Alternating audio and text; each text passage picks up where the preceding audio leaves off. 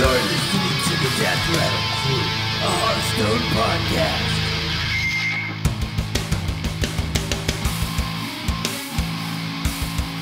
DRC, ladies and gentlemen, welcome to the Death Rattle Crew, a Hearthstone podcast. This is episode 10. I'm your host, Mike Tack2Horn, and I'm joined today by Tom Just Soup Jessup. Hello. How you doing, Tom? We missed you last week. You're not dead, right? I was not dead, thankfully. Good, good. I was not feeling good, and on top of that, there were lots of children in the house yelling and screaming, and it was very bad for the head. Fantastic. Yeah. Confirmation by my brother. He was here. Yeah, I was not feeling great. I'm sorry I didn't get here. Oh no. I was also up till like 3 in the morning helping at a festival and doing things. So. Nice. How is Isaac, by the way? Better now. Yeah. How is Isaac doing? He's fine. Good. I don't know. We talk and play Hearthstone a little bit, so. Nice. I figure he can't complain. Right. Can't speak for him, so.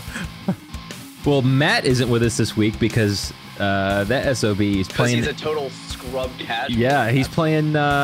He's playing in the, and he just messaged me. He's in the RF LAN, I guess the Red Flag LAN in Australia, playing Hearthstone, and he told us this morning he's actually placed second place. So I'm hoping. I wanted to have him on today. He's still there, so he said it's kind of loud, so he won't be there. But maybe next week we can talk about it. I'm really interested to hear. So laser tag champion, Hearthstone champion, Matt. He's just the full package. Yeah. You know. Total sarcasm on the scrub casual. He makes us look like scrub casuals. That's right. So yeah, Matt's not gonna be here this week. Next week though, I'm really looking forward to hearing about his tournament and kind of how he did. But yeah. But we'll go ahead and get into meta anatomy. Be right back. Into it.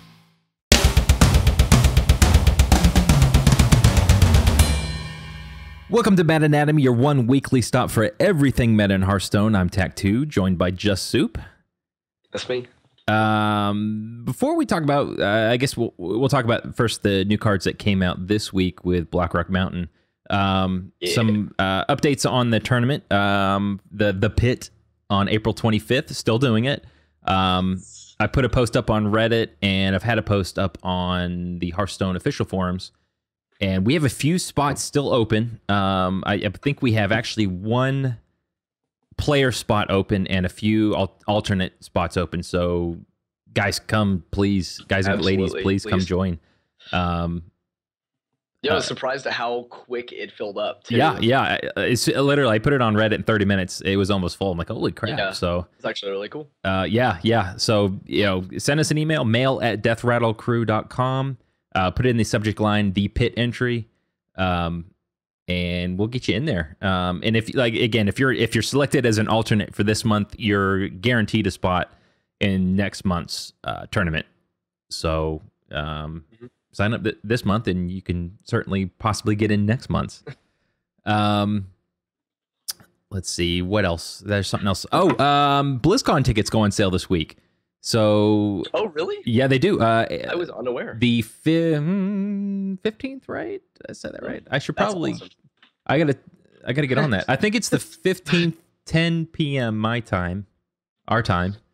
You mean the 16th, 11 p.m. everybody else's time, right? Exactly. Yeah. So for anyone who listened to the last couple episodes, I trolled about the dates if you were actually going to buy tickets because I know how quickly they sell out. I need them first, so. If you're going to buy them, don't be stingy. I need them first. Thank you. Yeah, pay attention this week. If you're going to go, I'm going. If I can get tickets. I've sworn if I can't get tickets, I'm just going to, well, I don't know. I have joked about getting the super expensive charity dinner tickets. I think they're like $500, so they have been in the past. Wow.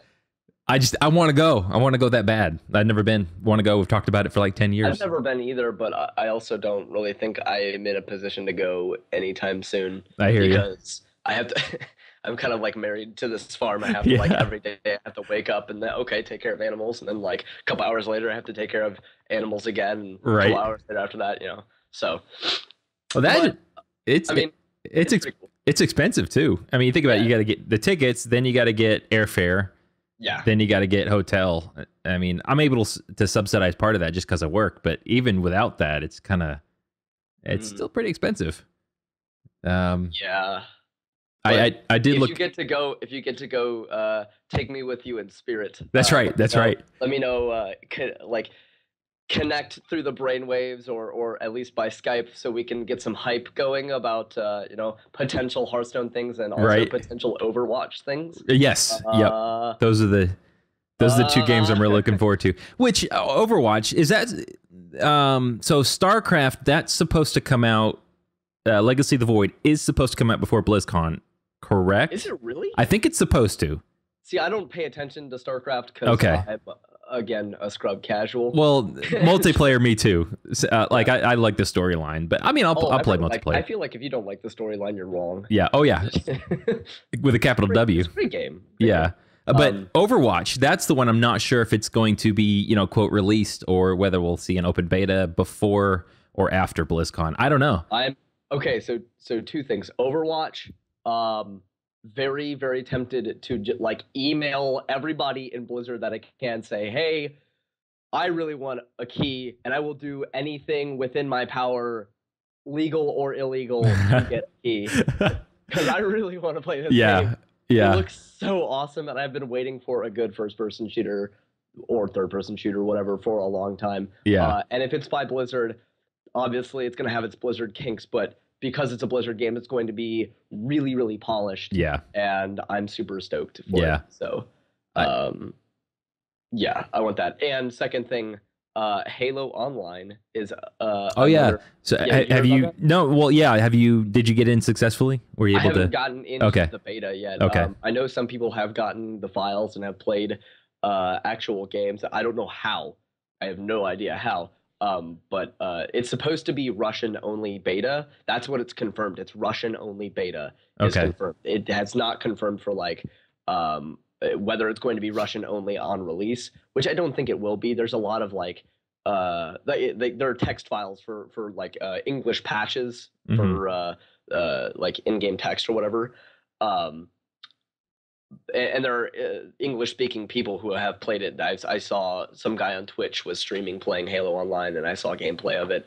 I'm super stoked for that because it's basically they took Halo 3, modified the engine a little bit, made the graphics a little bit better, and kind of made it like Combat Arms in the sense where it's out of there's a meta game kind of thing where out of every match you can buy weapons and things like that for your loadouts or whatever, which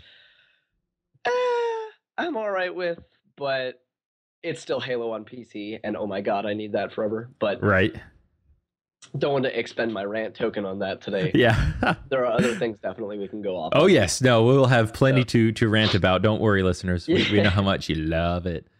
I think that's it for kind of news. I think we can get I get I can't think of anything else either. Heroes of the Dorm is going on soon, right?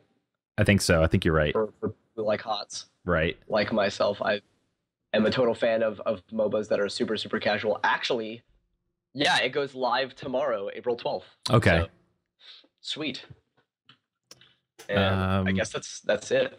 Yeah, it's only updates I can think of. Didn't have my phone on WoW silent. is on sale. Yeah, I saw that too. Yeah. Oh, yeah. The WoW token came out. Yeah, that's the where you can buy game time with the token, right? That's actually kind of important news for people who are who like WoW but don't want to give Blizzard your money. You can give Blizzard your gold, right? And buy WoW tokens, and it's got an auction house thing. Have you seen how much those go for? Yeah, so I resubbed because it's the gravity of World of Warcraft that just pulls you back in. Right. I resubbed and checked it out. They set it at 30,000 gold. They're $20 a token.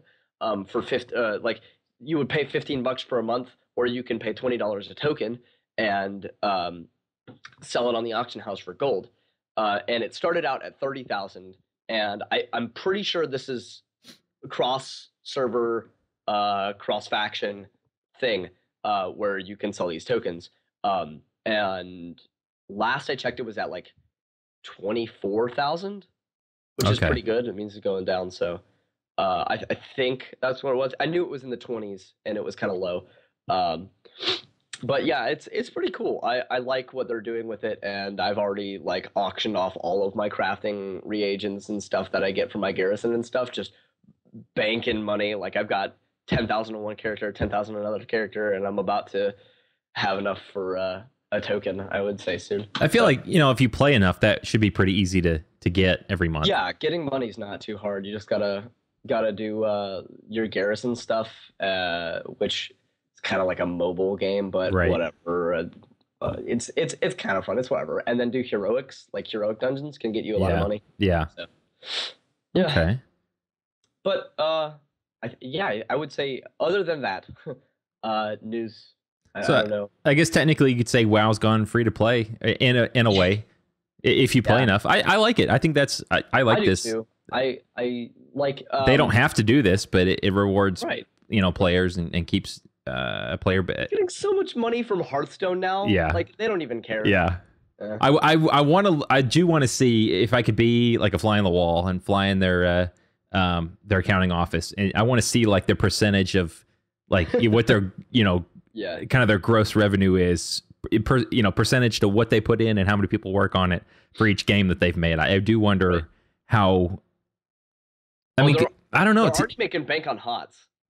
Like I know, probably dumped, I think $100 into HOTS. Okay. Already. Yeah. Well, I mean, Heroes of the Storm. That is not Heart of the Yeah. Storm. Yeah. Well, I do wonder because I mean, think about like Team 5's not that big.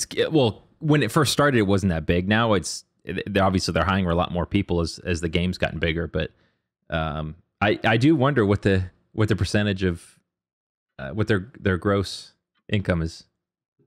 But anyway, all that aside, let's talk about the new cards this week, and then talk about what we've seen.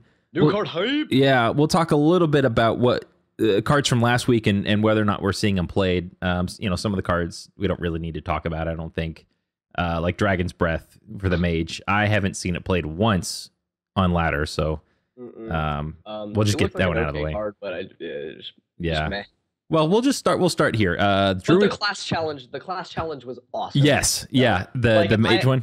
My brother and I have gone back and forth, and we just keep going and playing the class challenge like every other day. Yeah. Just because, like you don't play it to win. You play it to cast like bunch of unstable portals. Yeah. And then when the guy you're playing up against plays Millhouse Mana. Oh God, yeah. Yes. Yeah, second all the stuff. It took me on heroic, I think it took me 2 tries to get it. To do to do that challenge? Yeah, I think the first time I forgot what happened, but second time, he dropped a Millhouse and I'm like, thanks, and I was tossing out cards like it's yesterday, kind of. Anyway, new card this week for the Druid. Druid of the Flame. 2/2 for 3. Card text reads, choose one, transform into a 5/2 minion or a 2/5 minion. I've got mixed feelings. Like, I don't think a 5/2 is all that great. I think it's pretty easy to kill. I mean, a 3-drop, that's great, but it's really easy to kill. Better than a Magma Rager. Yeah, that's true. But a 2/5 minion? It's actually a lot better than a Magma Rager because it doesn't get killed by a lot of things. Double the health, right? But what do you? I don't like the 5/2, but the 2/5. I think they're forcing Fast Druid with that. Like, I think they're trying to push Fast Druid with that kind of card, and I don't think that deck needs a card like that. Yeah, I mean, it's definitely good for people who need, like, it's a good budget card for people who need to make budget decks who love Druid and want to play a budget Druid deck. I think it's an okay card, but if you have the cards to play mid-range fast Druid deck, just probably play that. Don't play that. Just play the list you're playing. Yeah. I don't know. Yeah, arena card, I think it's great. Having a 2/5, that's wonderful. Just because of how arena usually you got a lot of smaller minions. So I mean, you could probably 2 for 1, or in a great world 3 for 1 with this card. I would say Druid of the Flame and Earth and Ring Farseer go hand in hand. Yeah, in a sure. Yeah, Sure. he trade in and healing. Yeah. So he's such a good early game guy. I kind of wish on that card they would have given it a little more umph. Like if you pick 5/2, give it charge or something like that. I feel like that would be maybe kind of ridiculous. But so like something, I don't know. Give it an ability. Well, being able to choose, when would you ever want a 5/2? If you're top decking? When you're playing up against a priest, maybe. Okay, yeah. When you're playing up against priest, when you're playing up against I wouldn't say hunter. Mage probably is okay, but you get the frostbolt. Right. Pally probably not. Definitely not rogue. Probably not. There's so many ways to deal with a 2 health minion. Yeah, it's just not great. Better than Magma Rager, not great. Yeah. I mean, if you're playing Magma Rager over Druid of the Flame, stop. That's just it. But I don't know. Do you feel like, I haven't seen this on ladder yet. I just don't think, like, what else do I want to do on turn 3? I almost feel like there's, I don't know. I'd want to play. Yeah. What do I want to play? I feel like I'd want to play almost anything else. Especially if I had a God, I'm having brain fart again. That's the turn you kind of want to be casting your removal spells. Or build druid, you want to be casting. I guess if you want to use that as removal, that's one thing you could do. But instead of using like a wrath or something, wild growth. I feel like I'd rather wild growth on turn 3. Shade of Naxxramas. Yeah. There you go. Done. I'd rather have a shade. Sure. Bro, you could play Tinkmaster Overspark. You could. I cracked that. That's my legendary for this month. Yay! That's I'm allowed to get out of a pack this month. Tinkmaster Overspark.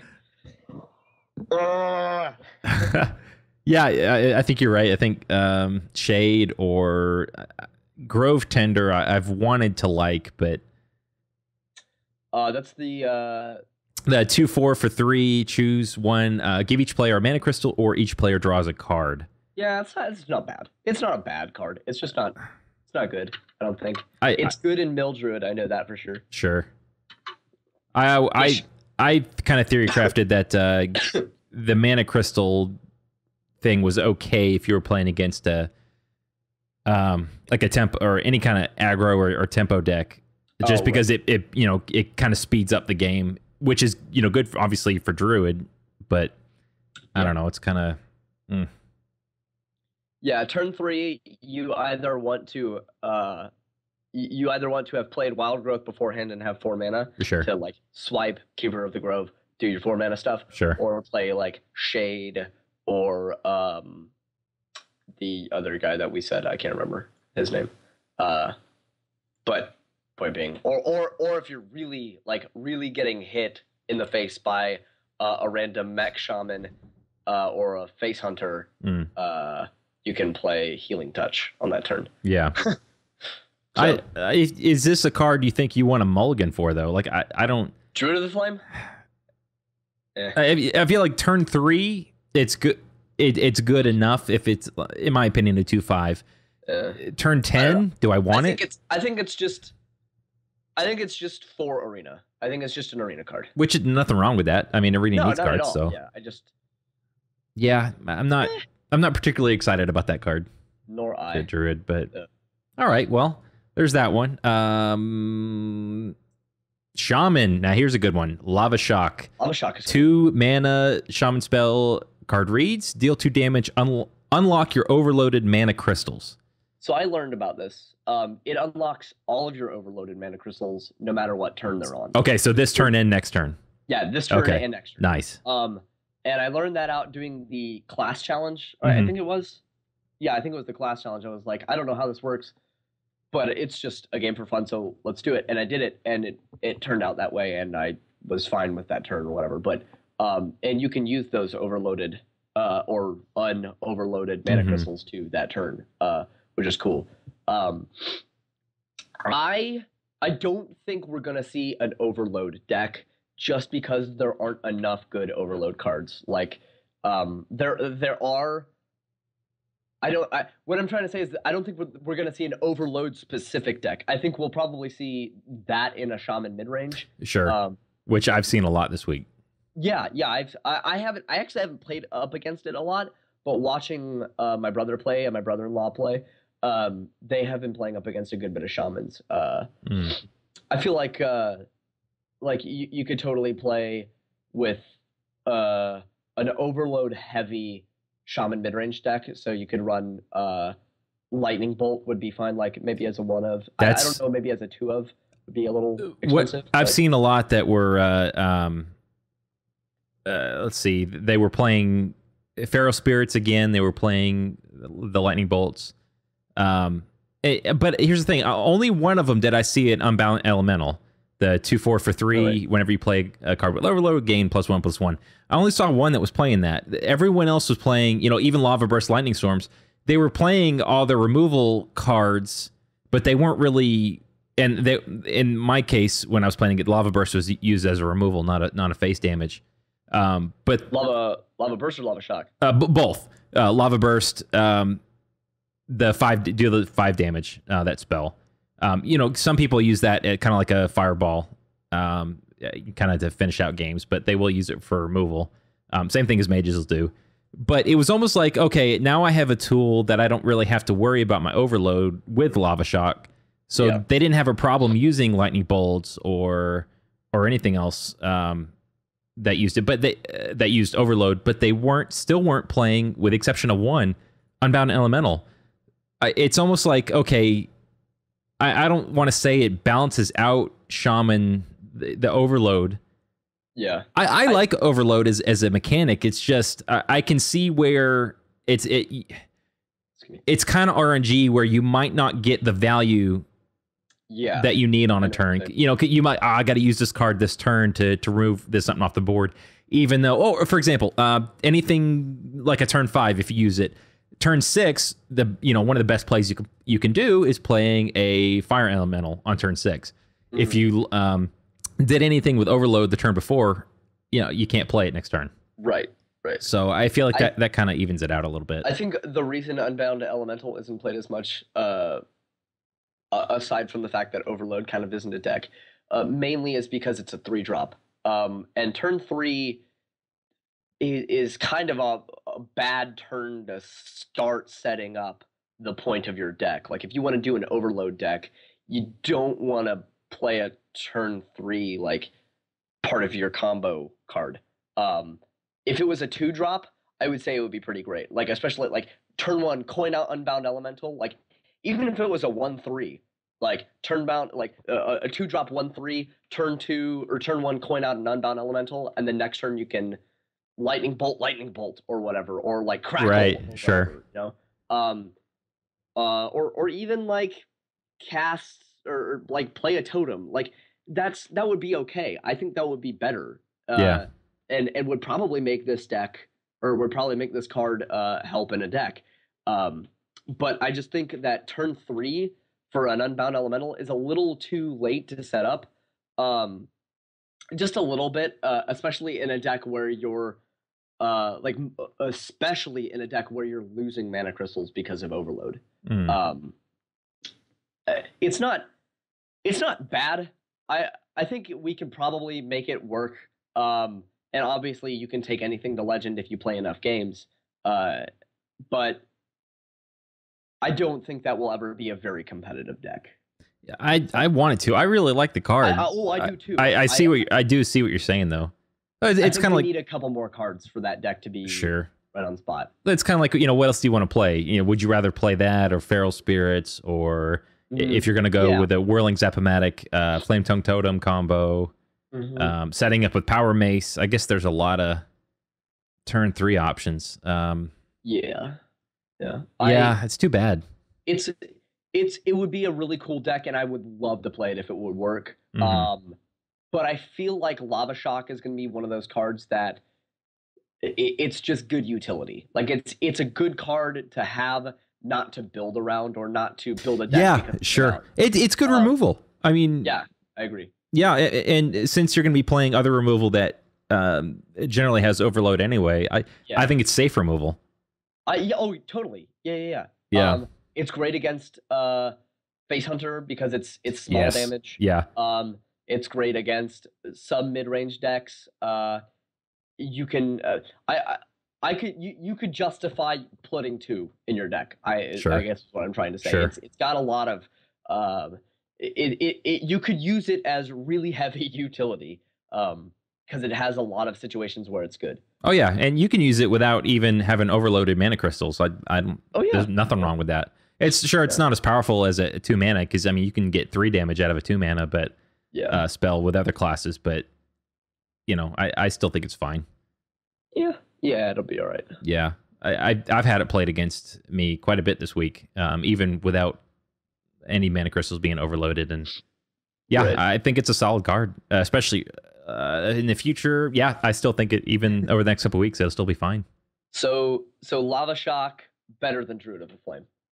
Confirmed. Yes. Yeah, confirmed. Yeah. DRC. Yeah. Next card, Warlock Imp Gang Boss, 2/4 for 3. Text reads: whenever this minion takes damage, summon a 1/1 Imp. I haven't seen this card played at all. Not on ladder, no. But I heard some people were like, bruh, Imp Gang Boss, an implosion. You can run an Imp deck. Yes. I'm thinking, well, no. Warlock doesn't have any token. Like they don't have Bloodlust or Savage Wars. They don't have any anthem effects. Yeah. I mean, so you've got spells that will buff 1 demon, which the imps that come out, those are demons, correct? The 1/1 imps. I think so. I believe they are. Let me check. Because Implosion, those are Flame demons. Imp is a demon. Blood Imp is a demon. So I would assume so. Okay. Yeah. So yeah, you've got ways to buff 1 demon, and the only way you could buff multiple demons is if you somehow get Mal'Ganis out pre-turn 9. So I guess in a perfect world, Voidcaller pulls out Mal'Ganis, and you have imps already on the board from the Gang Boss. Yes. So that is a thing in a perfect world. The tribal. Yeah. I don't know. I feel like Arena, this is a good card. Oh, absolutely. This is the total bomb in Arena. I think it's in the same vein as Druid of the Flame. I feel like this is a better. I don't think it's the same situation. Yeah. It's in the same kind of rut as like good Arena card. Don't know where you would take this in ladder. I mean, what about Zulok? Do you feel like this has a place in there? Zoo definitely trades more than say Face Hunter. So it's a good card to trade with. But in your Zulok, your 3 drops, you want to like you don't really have many. So I think it's okay. Like you have Harvest Golem. Mm-hmm. Meh. But maybe it will make a spot. I don't know.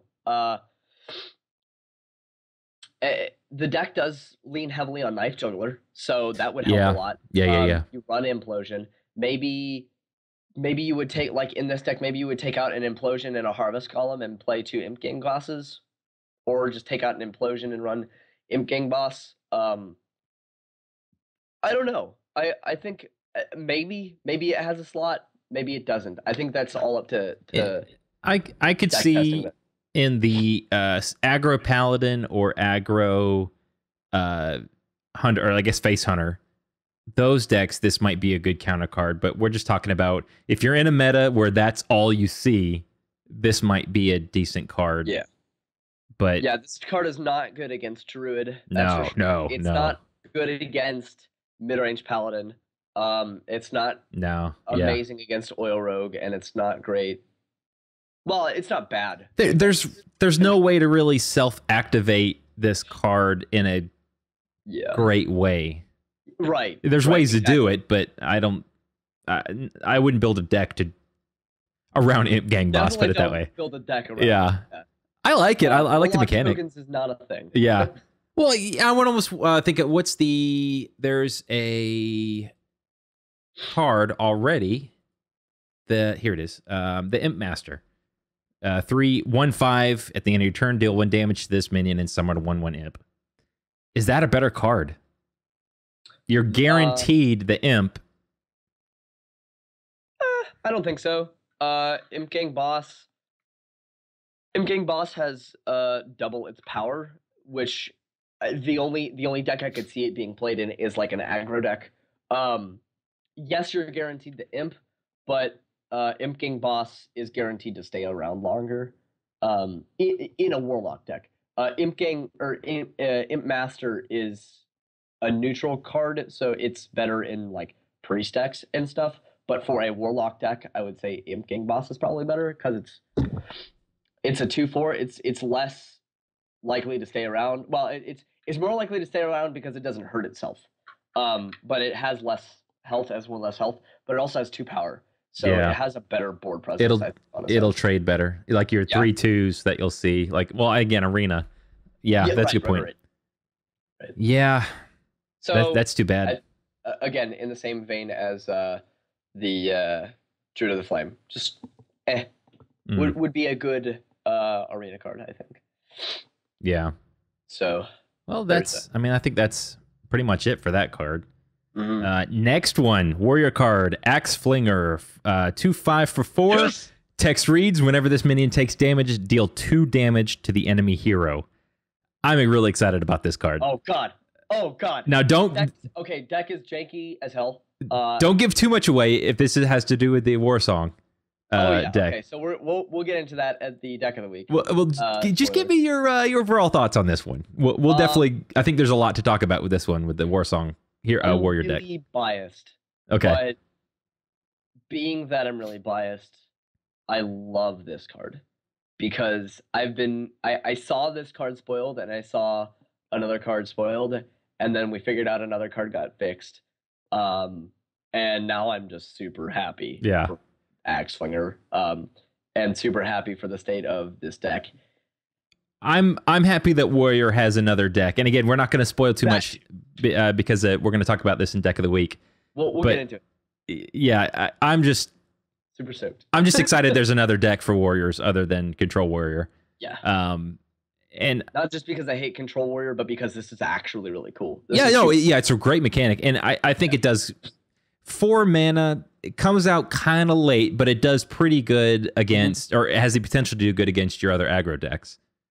Right. I like unless somebody straight up kills it. Yeah. It's at least gonna do 2 damage. Yeah. Which is what Face Hunter loves. Sure. I like that we're getting more. In my opinion, we're getting more ways to deal with aggro decks other than just straight removal. Right. This is I like it. I like this card. I agree. Again, it's kind of late, but we're actually in a completely different vein than the Warlock card and Druid of the Flame. Whereas I don't know how well this would work in Arena. I guess it would be okay, but I feel like in constructed play, this would be so much more fun. Sure. Because you can build around it. Sure.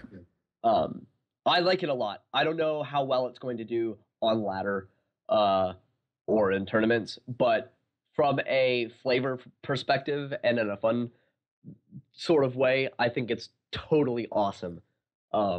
I'm excited to see what this week's gonna do for it. Because, well, again, I'm not gonna spoil too much. We've seen a change in Warriors this last week, and I think this is only gonna change more this week. I think if we keep talking about it, I'm gonna spoil. Okay, all right, we'll stop. We'll come back to this one. Overall, really cool card. Yeah. It's good. We don't know yet, but we'll talk about it later. Yeah, I like this card a lot. Yeah. Next ones. So we'll talk about this one first. Blackwing Technician, 2/4 for 3, Battle Cry. If you're holding a dragon, gain 1/1. Not played right now, but I think in the next coming weeks is going to be played a lot. Really, you think so? Yes. Dragon decks are going to play this for sure. I mean, get a 3/5 for 3. Absolutely. I think it's in the same vein as again in the same vein as Spider Tank. whereas Spider Tank wasn't like a great card, Mhm. but it was kind of the only solid 3-drop for mech decks. And all mech decks played it because it was like it was going to stay around. Well, it's got good vanilla stats. Yeah, for like it's a good 3-drop. vanilla stats, but it doesn't do anything. Yeah, But I mean, it's okay. yeah. It's whatever. Other than being a mech, I mean that does buff it a little bit. Yeah, I feel like Blackwing Technician is kind of a shittier Spider Tank because it gets one more toughness if you're holding a dragon. So Like- it gets one more toughness, and it's not a tribal. So I'll give you that.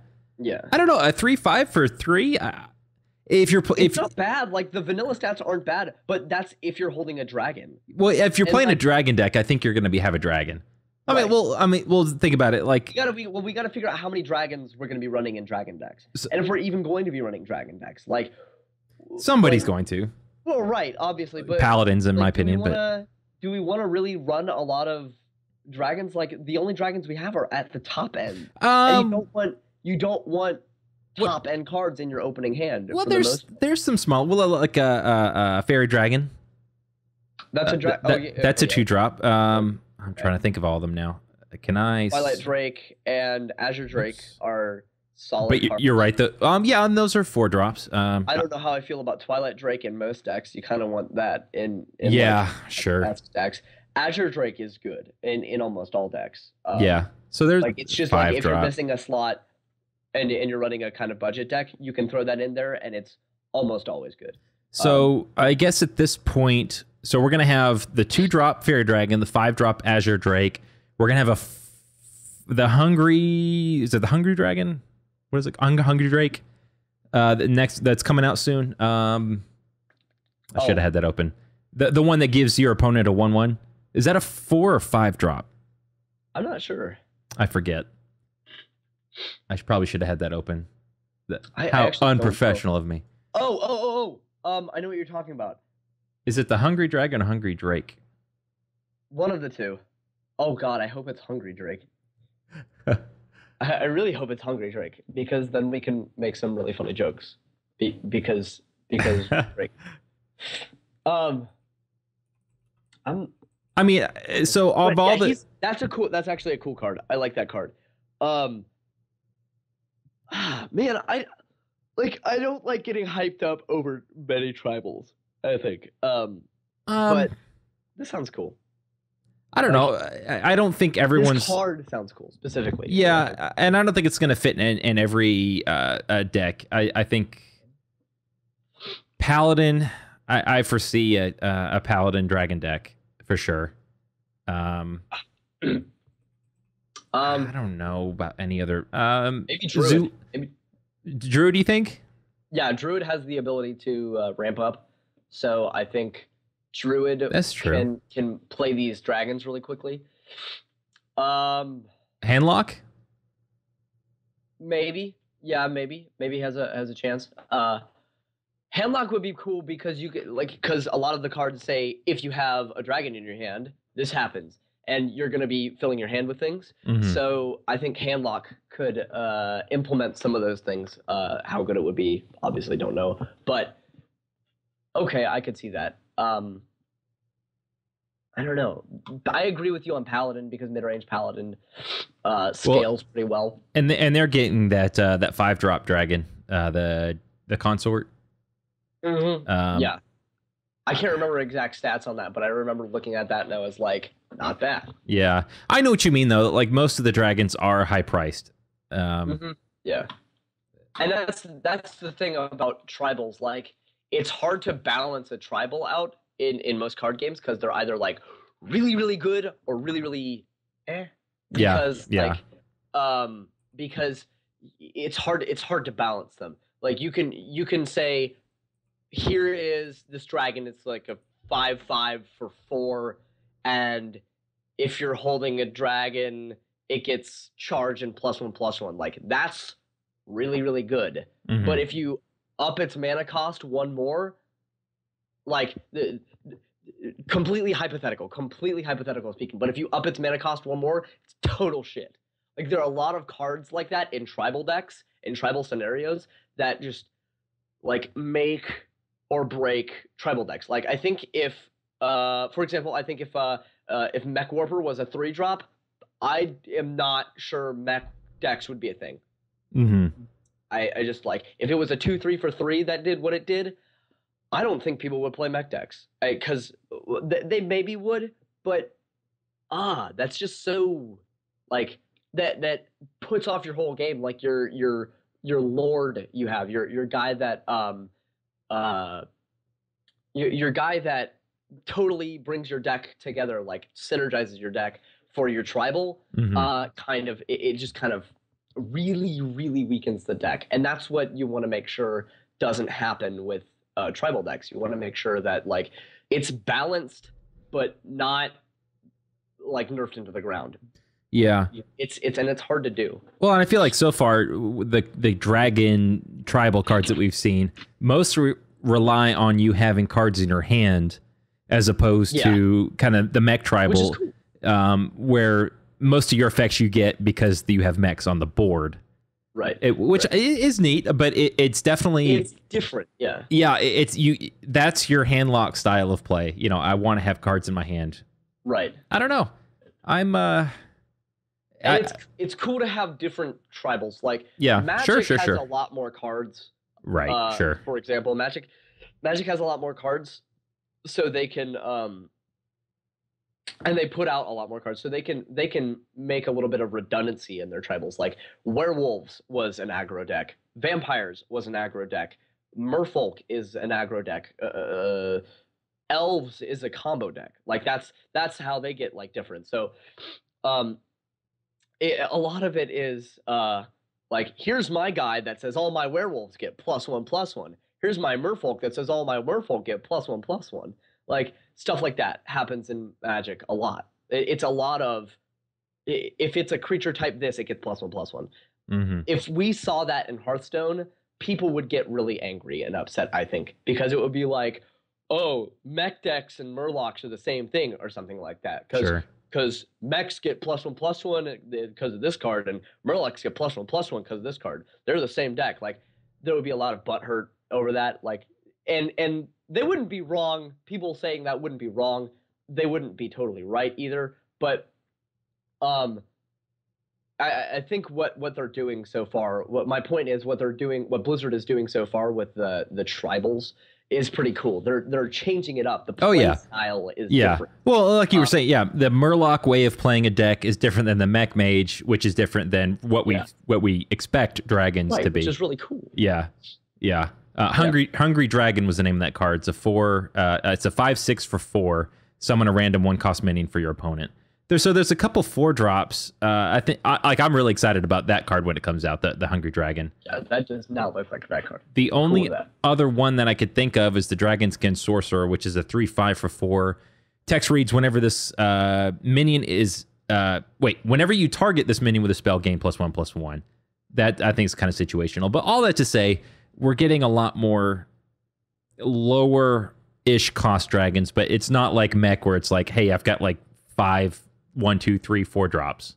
Yeah. Or a bajillion of them, I guess I should say. Yeah. Most of these are high-priced. And I definitely agree with you when you're saying, okay, so to get value of this card, am I going to have to put 6, 9 drops in my deck? Which is not a good idea generally. Right. You don't want to have to play Nefarian and Ysera and Onyxia in your deck to make it a dragon deck. Right. There are things they can do. I haven't theory crafted enough because I'm not really a tribal deck player. But I think there's probably ways we can make this work.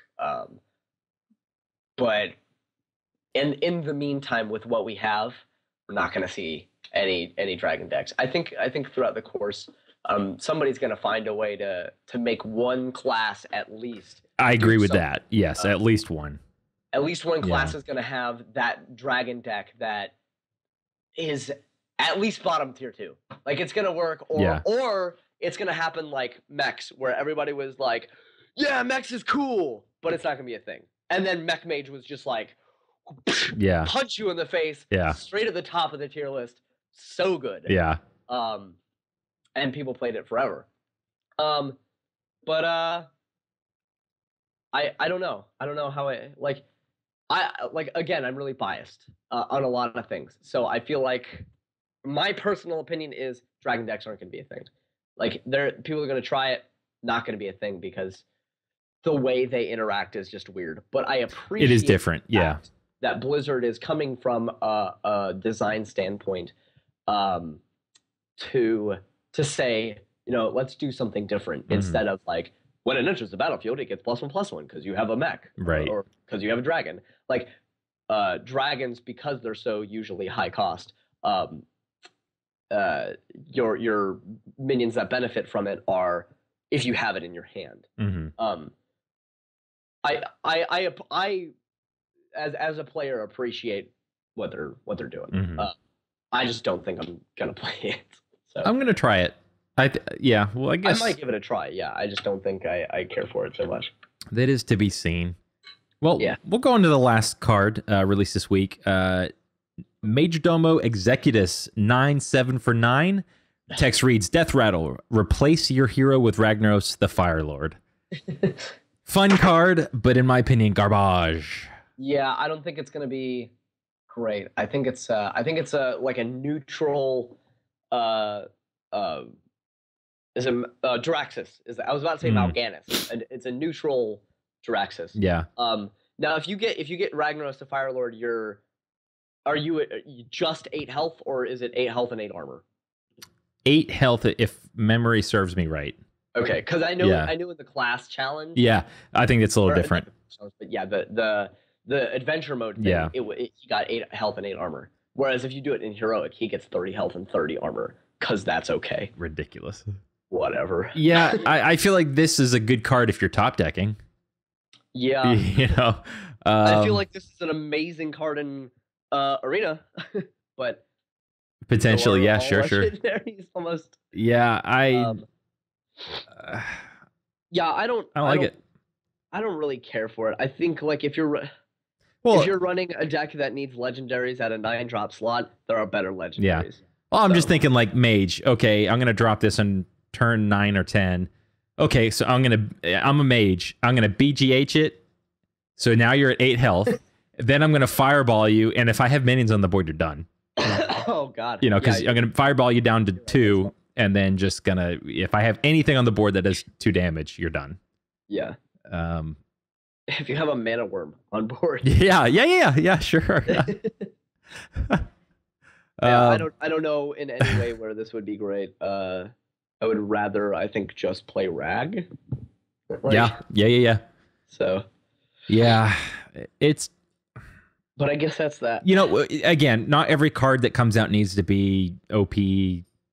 Go. Right. Yeah, I do appreciate the coolness factor of this card because this card is pretty cool. The flavor. Yes. Yeah.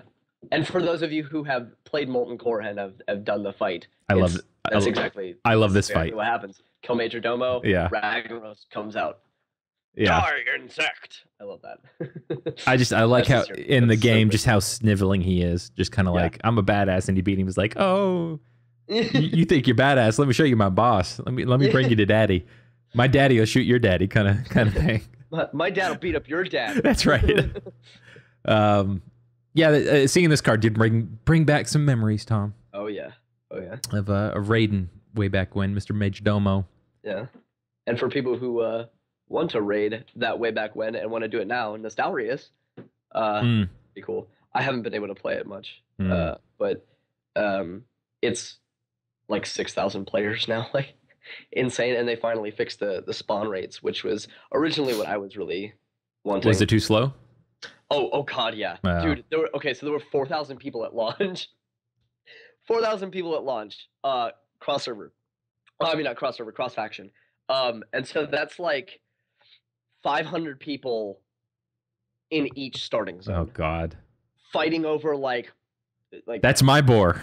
Yeah, right. Fighting over like 10 quest mobs every time, and like people were like there were like some people who were like, dude, it's totally like vanilla. Vanilla, you had to fight.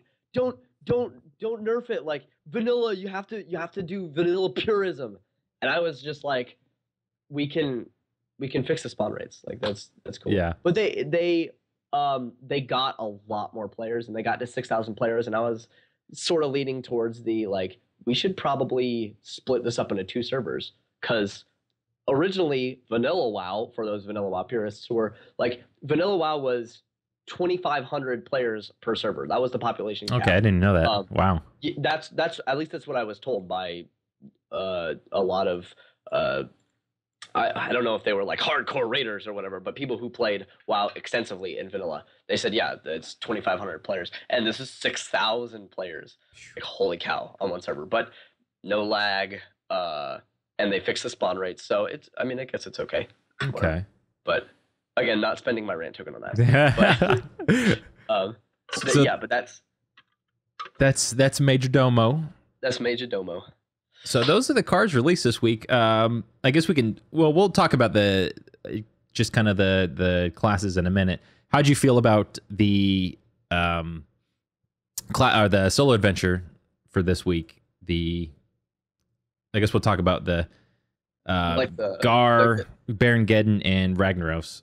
Oh yeah. Did you do those this week? Yeah. Okay. They were so fun. Yeah. Gar, basically playing Gar, you were playing deck of the week. Yeah.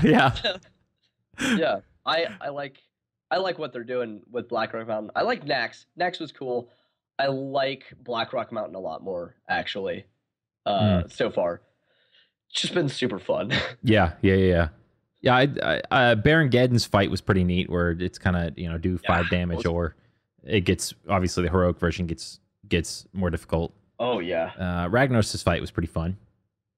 I feel like a lot of bosses in Blackrock and in Nax can be solved really easily with the Herp Dirt Priest combo.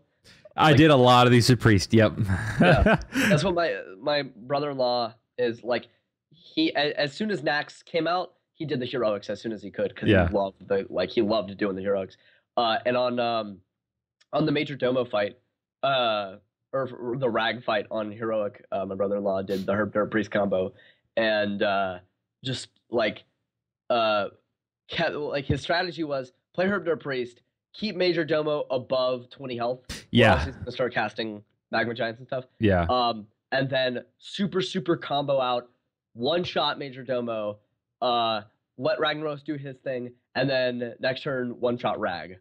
Because he got like a 72. Yeah. So dumb. And then the class challenges were pretty good this week too. Yeah. Unstable Portal. That was cool. That was last week.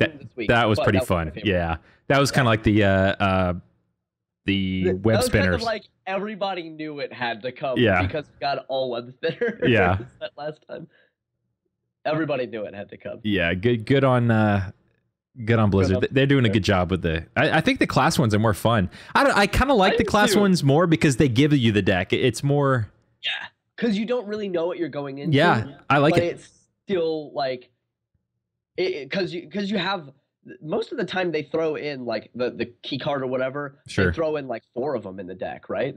Something like that. That sounds right. Like you get more than 2. I know that. It's super fun. Yeah. To just like play with really powerful cards and like have them already set up super janky combos for you, or like somewhat janky combos for you, and make it more consistent and less janky because they give you like 4 copies of the one card that you need. Yeah. Super cool.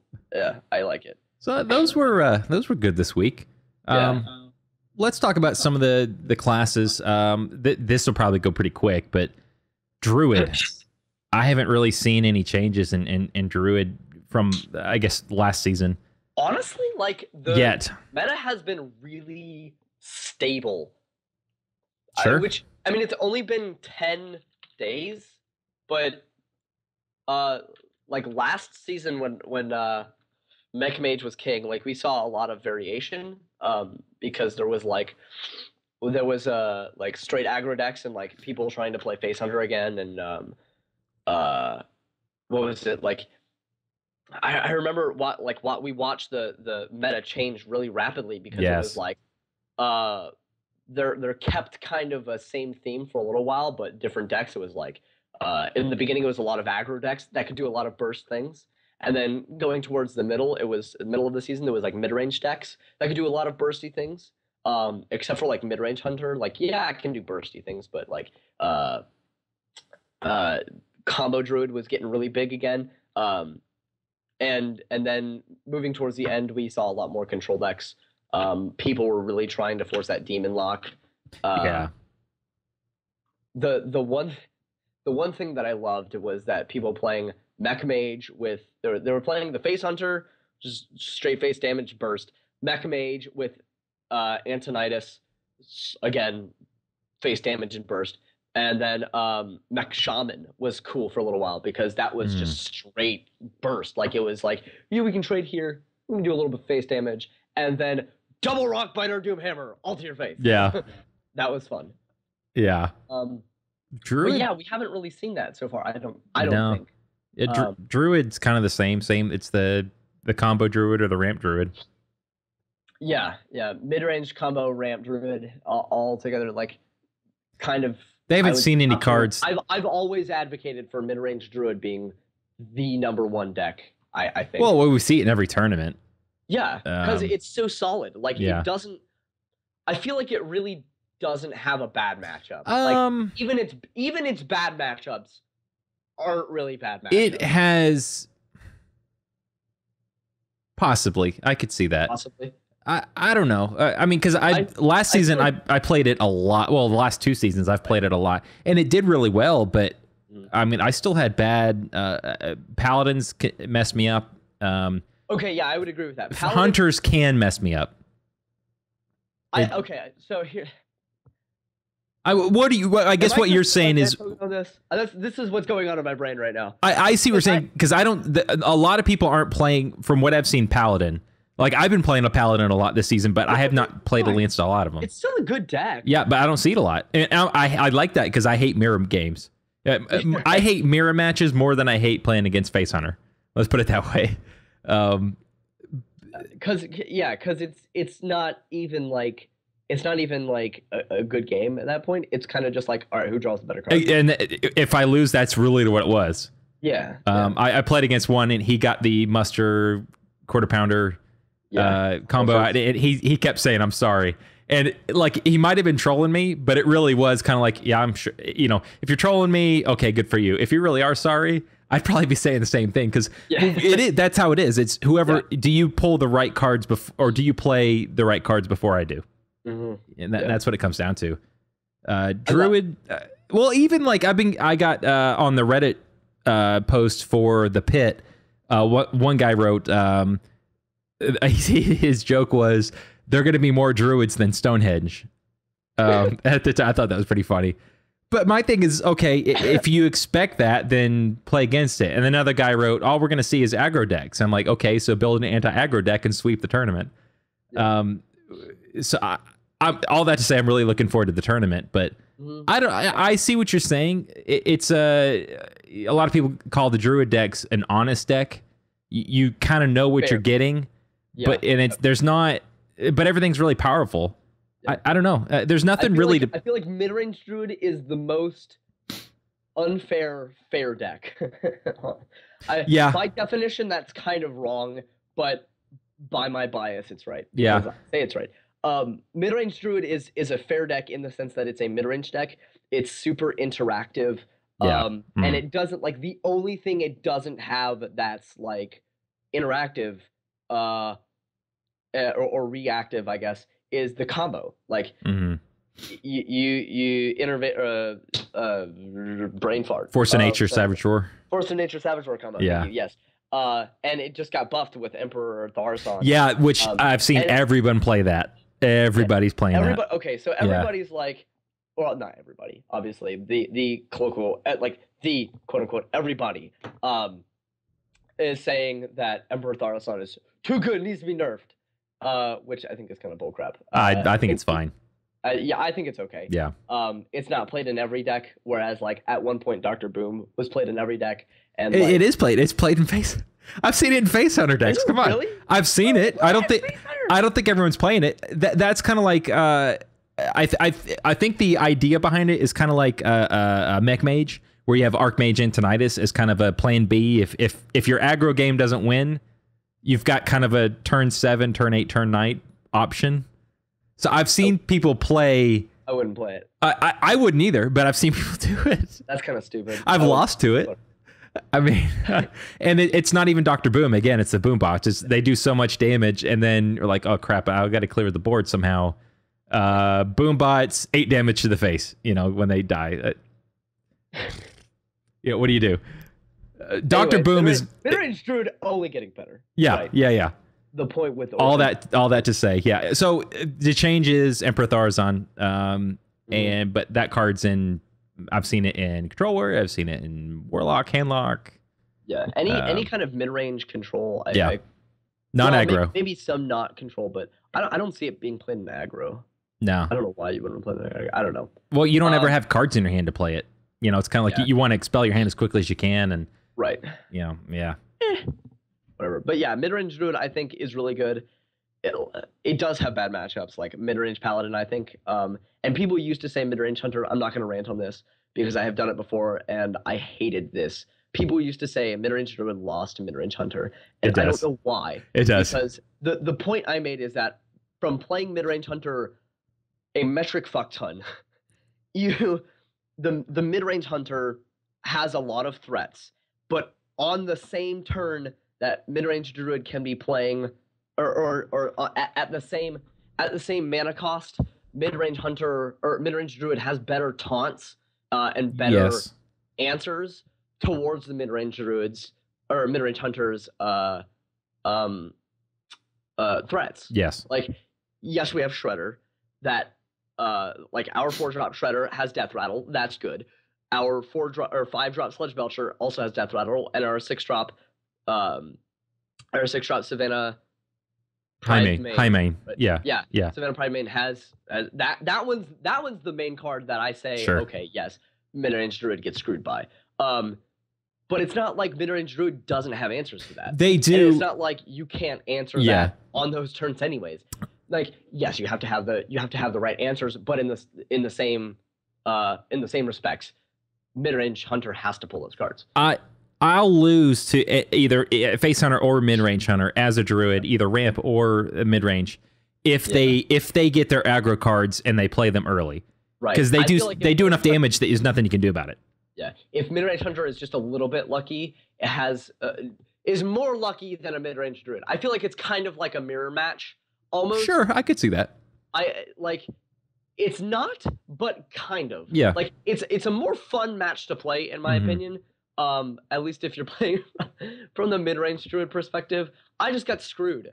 Like, I don't know if I was playing the matchup wrong, but I played it so many times. Like, I have this logged on Hearthstone Tracker. I played that specific matchup as mid-range hunter at least 20 times, tracked in a Hearthstone Tracker.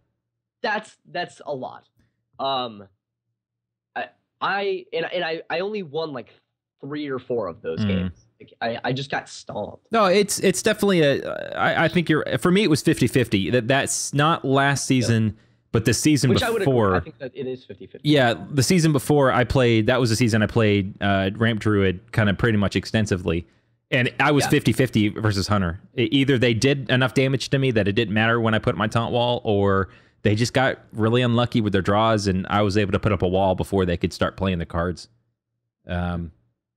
I think for the I think it's kind of I think it's a 50-50 matchup, and then for the other matchups, like anything that mid-range druid is not in favor of, like they're not in the favor in that match. If you swap out a couple cards and build towards that match, like for mid-range paladin, I feel like is the worst matchup. I like you can put in cards to counter mid-range paladin. Oh yeah. Like if you're playing up against a lot of mid-range paladin, you can totally keep playing mid-range druid. Just like put in a couple different mid-range druid. Yes, yeah.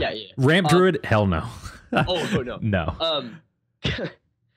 But yeah, I feel like mid-range druid is not only a good deck and has a lot of good matchups, but is flexible to where that you can make pretty much any matchup better. I wouldn't say always go in your favor, but better, like 95% of the time it could be better. But other than that, yeah, that is my stance on mid-range Druid, and that's why I keep saying really freaking good deck. I think it's good too. It just puts out threats better than everybody else. Is it the best deck? I don't know. Maybe not the best deck, but I feel like it is top 3. Let's just say this: if some of the emails I've gotten about the pit, since the pit's going to be a single deck tournament, I guess that's to be seen, because I have a lot of people saying, "Oh, everyone's just going to play Mech Mage." I've had some say everyone's just going to play Face Hunter. Everyone's just going to play Druid. Everyone's just going to play Control Warrior. So my argument is, okay, everyone's just going to, if by everyone you mean that this person brings Face Hunter, this person brings, this, that, then we're going to see a bunch of different decks. If we're just going to see nothing but Face Hunter, here's a tip: bring an anti-aggro deck and you'll sweep. Done. Yeah. Or bring a good deck against aggro and then some sideboard cards. Yeah. And that's the point of sideboard. Sure. All right. Well, so we'll So that was a lot of time on Druid. Yeah, which surprisingly has only had really one card changed yet. Hunter, same thing. So they got where is Quick it? Shot. Yeah, Quick Shot. Which I actually have not seen played much. I don't think it's a bad card. I've seen it. But have you really? Yes, a lot, quite a bit. I have seen it. But then again, like in the amount of games that I have played against Hunter, I haven't seen it come out a lot. But I have seen it, and it's not a bad card at all. No. Well, we talked about this last week, and Matt and Fabio changed my opinion on this. When I first saw this card, I thought, oh, great, it's just another Face Hunter card. But the more we talked about it, it could be a card. So if Control Hunter is ever a thing, it'll be in there. And it is a good mid-range card, because we talked about it. All right, so it's 3 damage for 2 mana. That a lot of classes have that, but you get the advantages if your hand's empty, you draw a card. So if this is Face Hunter, it's great. It's a great card because you're trying to expel your hand as quickly as you can. So, and every time I've played against it, if someone plays Quick Shot, they don't have any other cards in their hand. It's just how it works. But if it's a control or maybe mid-rangey or even arena, if you top deck this card, it's not bad because you get to play it, you get the damage, and then you get to draw a card. I had very similar thoughts on that. So really, in my opinion, it's probably the best 3 damage 2 mana cost card in the game, potentially. I would say Wrath, maybe. I think it's that's think good. Wrath is my favorite personally. It's on par with Wrath. Gives you options. Yeah. I still personally, because it hurts me so much always, all the time, forever. I think Fiery War Axe is. Sure. Yeah. Fiery Wind Axe, as they call it. Yeah. Fiery Wind Axe. Is the best. Yeah. Yes. Okay. But, Spell. Yeah, I agree. Yeah, right. Here's my thing about Quick Shot. When I first saw it, my very first day initial impression, I was like, flip the table. Everybody's playing Face Hunter, and they just made it better. Why would you do this? Mm-hmm. And then I kept thinking, even in a Face Hunter deck, I'm not entirely sure I would run 2 of these. I think running 1 of them is great, but I don't think I'd want to run 2 of these. You want minions on the board, right? Exactly. Yeah. Right. And it is a burn deck, so you're running Unleash the Hounds, Arcane Golem, Wolf Rider, like these things with charge and very little resilience. But so yes, this is good because it's a burn card too. Like actual burn card does 3 damage on its own.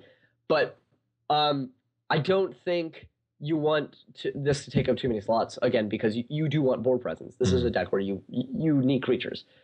I like it.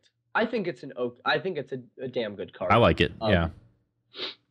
Yeah, my opinion from Great They buffed Face Hunter has changed a little bit because of looking at it more. Yeah. But yeah, I think Face Hunter, it's a good deck. I still personally think it's tier 1. Mid-range Hunter, Tempo Storm says it's tier 2. I don't think it's that good. I've seen. So I think you would just be better off playing Face Hunter because better off, perhaps. Better, yeah. it has more better matchups. Like mid-range hunter, because it's a mid-range deck, is more even across the board. But face hunter and face hunter will like straight lose to control warrior. It'll straight lose to. It can, yeah. Yeah, it'll straight lose to what is it? I feel like it straight loses to ramp druid in my opinion. But we don't see a lot of that. Yeah. Mid-range druid, it's okay against. I would say it's well, actually no. I would say it's not a good matchup. I take that back. But my point is, for the most part, Face Hunter has like really good matchups against a lot of decks. It has really bad matchups against some decks. But mid-range Hunter is just kind of even across the board. Like, has some good matchups, has bad matchups, I think, against like most aggro decks. But overall, it's just it's the way of a fair deck, I guess. It's just, mid-range Hunter is going to be, I've seen a lot of them, and I've seen a lot more people play freezing traps in either one. I didn't expect it. Yeah, it trips me up. Yeah, when they say it's a trap. I get it. They've actually, between that and I'm still seeing Mech Mage and Tempo Mage, which when we get into Mage, that I'll probably expel my rant, but just because of how unlucky I've been with that deck this week. But because I've been seeing a lot more secrets, I've actually, in my mid-range Paladin, I've put in 2 Kazan Mystics. I was so tired against losing against them because I've seen so many of them that I just put in 2, and I'm destroying them now. But and that's one of the reasons why Mech Mage fell off, is because the only like 90, somewhere between 90 and 95% of Mech Mage decks, the ones that were running the secret version, which you should be, they were running just Mirror Entity. Like some people would run like that one of Duplicate or that one of Counterspell. Yeah.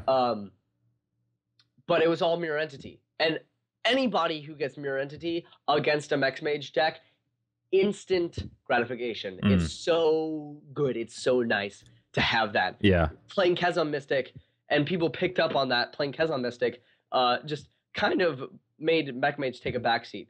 It's not a bad deck now. No, people no. realized that Kezan Mystic is a thing. I also think that people actually got bored of Mech Mage. I do too. I think that's a thing. I think that's true. The deck plays itself. It really does. It really does. Like it's not too difficult, and being the fact that it is a tribal deck, the synergy in the deck is not too hard to understand.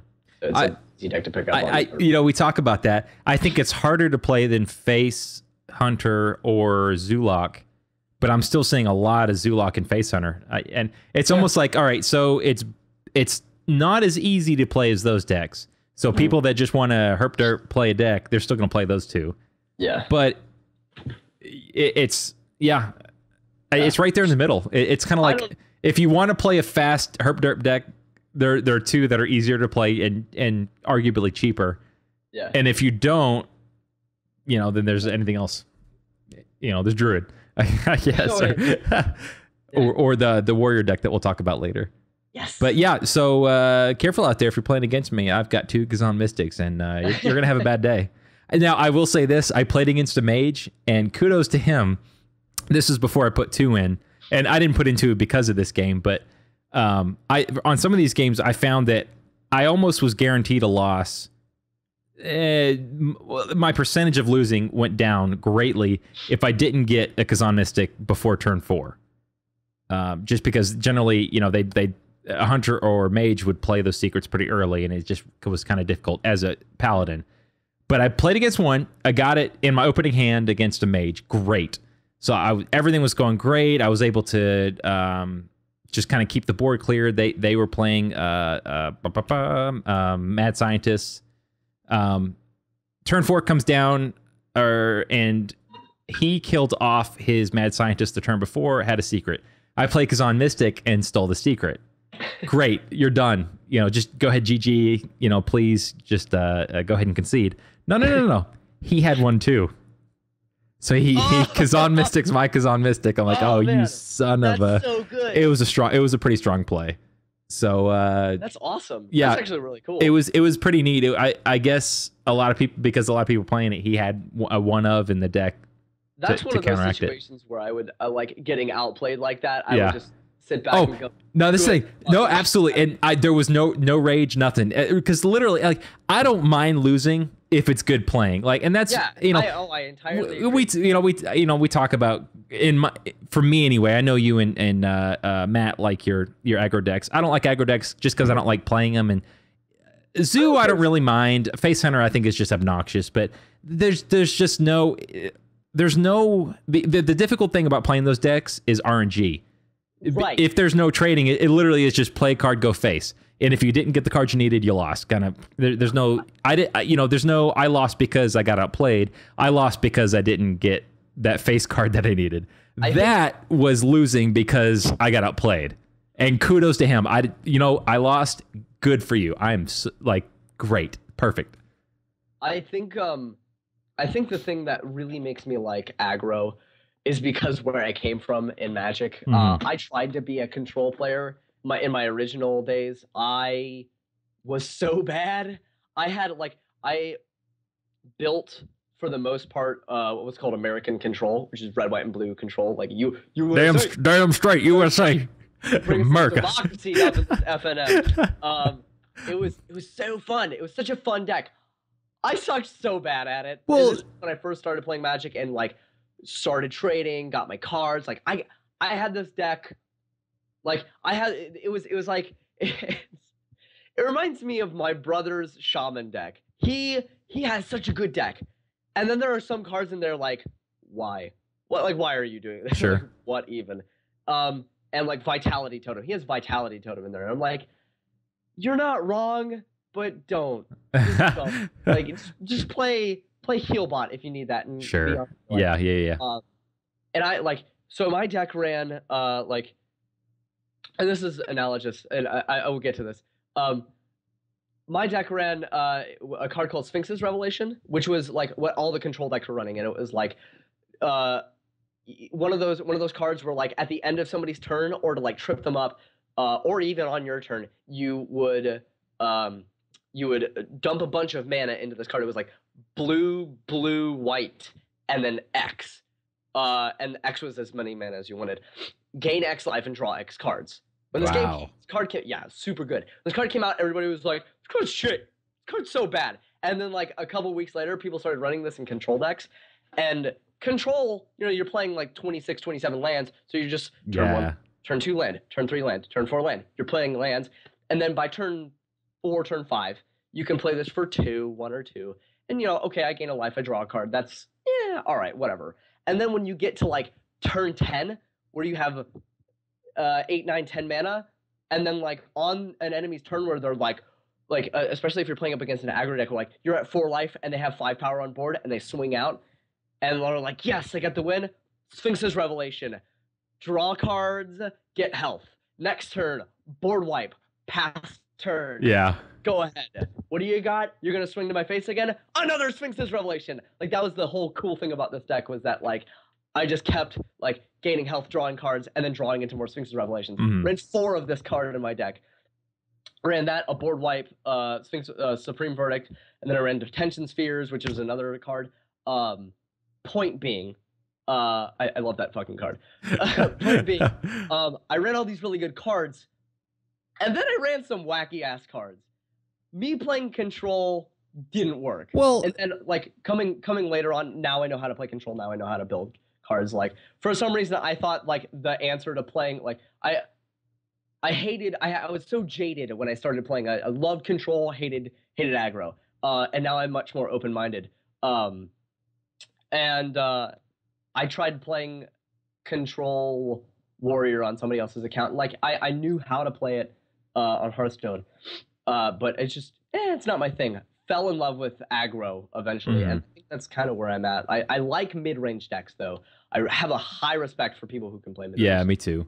I think I kind of spend the rent token there. I'm sorry. Well, no, I think Magic and Hearthstone, the different archetypes are played a little different. Like, you know, all those things that you can do in Magic, you can't do in even aggro. Like in Magic, you can have a board just 4 feet long in cards, whereas you can only have 7 minions on a board in Hearthstone. So even that's different. Side note, very quickly, I will make this quick. I watched SCG is the people who do the weekly tournaments. Yeah, okay. I've seen that. Not important. Anyways, I was watching one of their tournaments, their opens, and it was green-white devotion versus green-white devotion. And this point of this deck is kind of like ramp druid, where you ramp into mana and put out big things fast. Well, the point of this deck is like you can start looping. Like it's not an infinite loop. It is now because of a combo that came out, but it's janky, whatever. But you would start looping into like 27 mana a turn. Because there was this card called Nykthos that said like whenever you tap it and pay 2 mana, you can gain mana equal to the amount of green mana symbols on your board and like whatever. But like so people would play this, tap it, gain a bunch of mana, and then play a guy that says, I'm gonna untap my land. Herp derp, use 2 of the mana. So I was at 27 mana, now I'm at 25 mana, tap it again, lots of stuff. And so they would just start playing like, all right, here's my Eidolon of Blossoms. Whenever this enters the battlefield, I draw a card. Now whenever another enchantment enters the battlefield, I draw a card. Play another Eidolon of Blossoms, draw 2 cards. Play a Courser of Krufix, which is a creature and also an enchantment, draw a card, draw 2 cards. And then like you start drawing cards, playing stuff, untapping your lands. I saw two of these decks go at each other, and like it's shit tons of life gain in this deck. Yeah. Lots of life. By about like it was the first game, and they were 30 minutes into this game. Yeah. And they weren't even done. One guy had like 104 health. Another guy had like 16.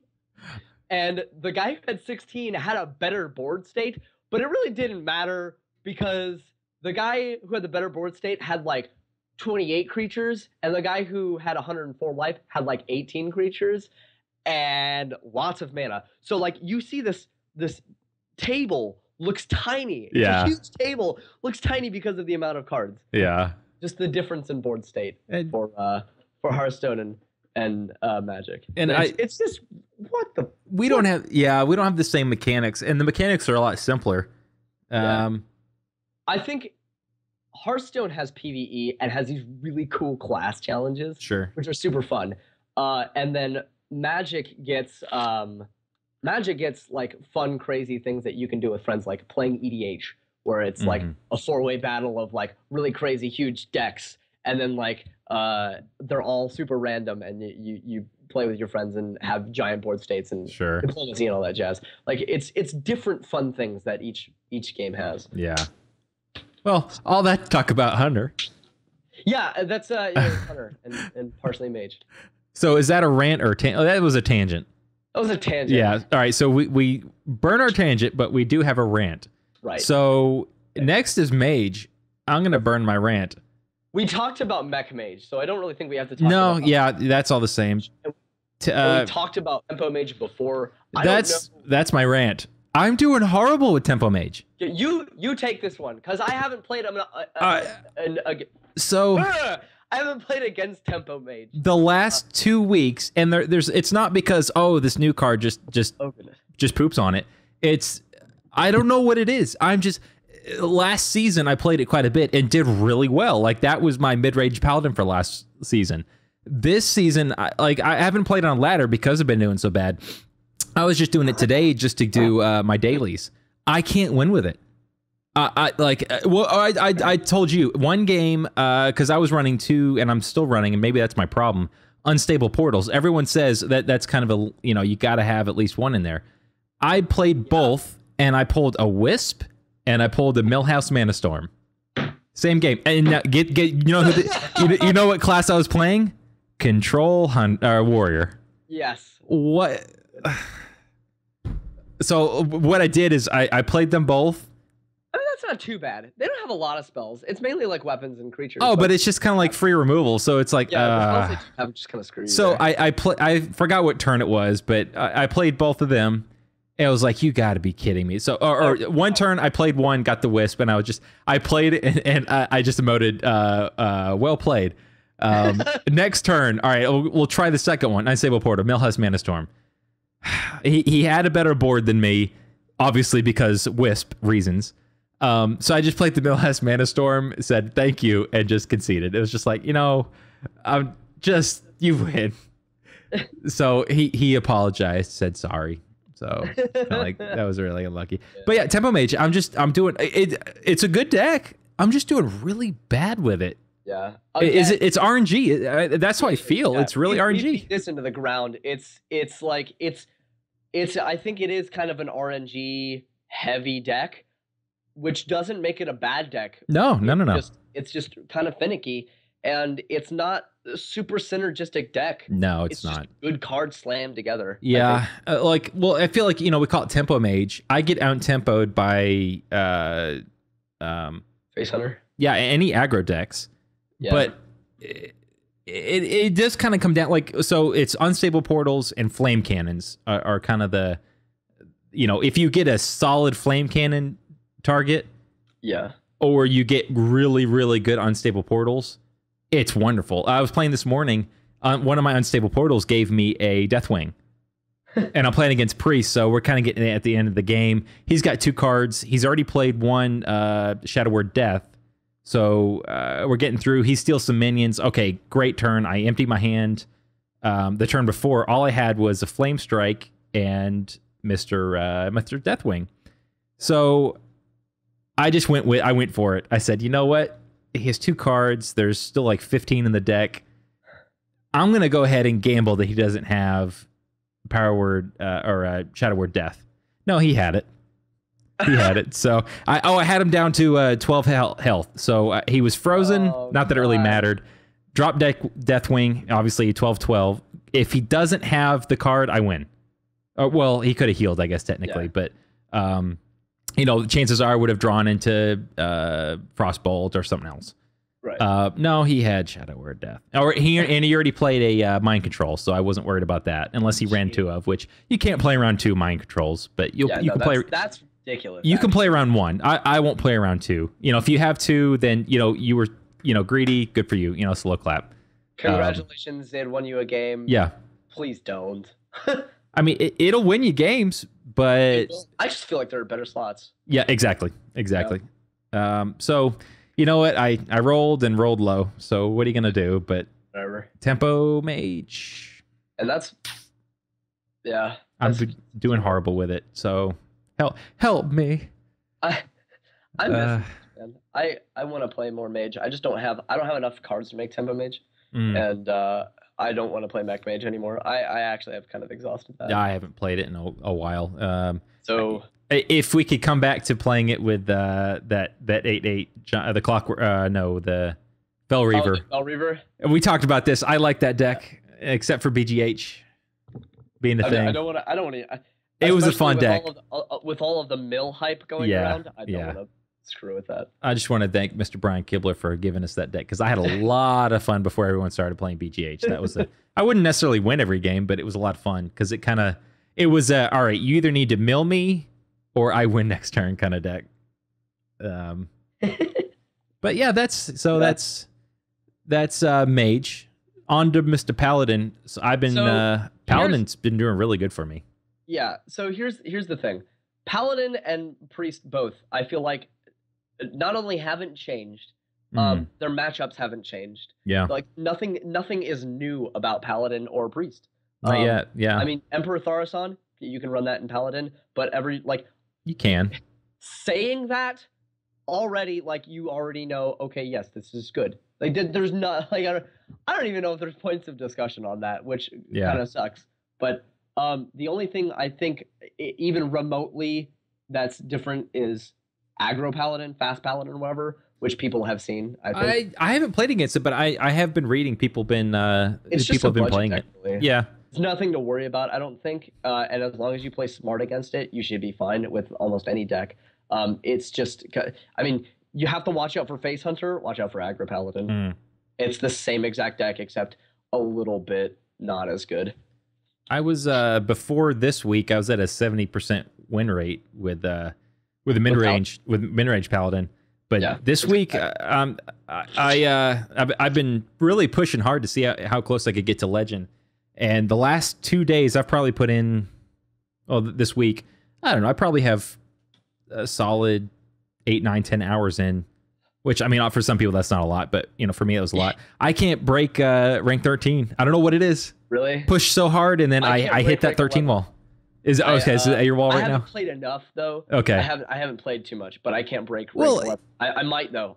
Yeah. In my very next game. I have one more star. I'm at like a 63% win rate, so I know I'm gonna break it eventually. But it's just kind of like I get all the way up, I get 2 stars in rank 13, and then I'm back to 14, and I'm at that wall. I know I'll probably break it this weekend. We're fine though. What is it? It's the 11th. Yeah. And that's the thing. If I make rank 10 by the 10th, I'm super good. If I make rank 5 by the 15th, I'm even better. Yep. So, that was my goal. Is like, all right, how close? By the 15th, can I get to rank 5, or can at least get to single digits? I'm gonna hopefully grind it out today. So if you're playing today, just keep in contact and figure out what are we doing, what are we playing up against, so we can get there quicker. Yeah, obviously with the tournament, I'm not gonna be playing at the end of the month, so I'd like to really try to push for it. I don't think I've played enough to do it this month, but there's still, we still have 20 days left in the month, so that's a long time. We'll see. Another 2.5, 3 weeks. But Paladin really hasn't changed. No, Paladin hasn't changed and Priest hasn't changed. No, I think. let's talk about Priest. I'm seeing some Emperor Tharzanes and Tharsan, if you want to say it that way, and Resurrects. Which I have played. Here's the thing: if you're me and you're playing against a priest, Resurrect is a 10. Resurrect, Wendy Watches. Resurrect has a 100% chance of resurrecting a injured Blade Master back to a 4/7. That's a 100% chance every time. Resurrect injured Blade Master. Blade Master. So 100% chance. That's what happens. DRC Homestar Runner. Homestar Bueno. Dude, I haven't watched that in forever. Holy crap! I love that. Strong bad. Yeah. So just Resurrect and Mr. Emperor. That's the only quote changes.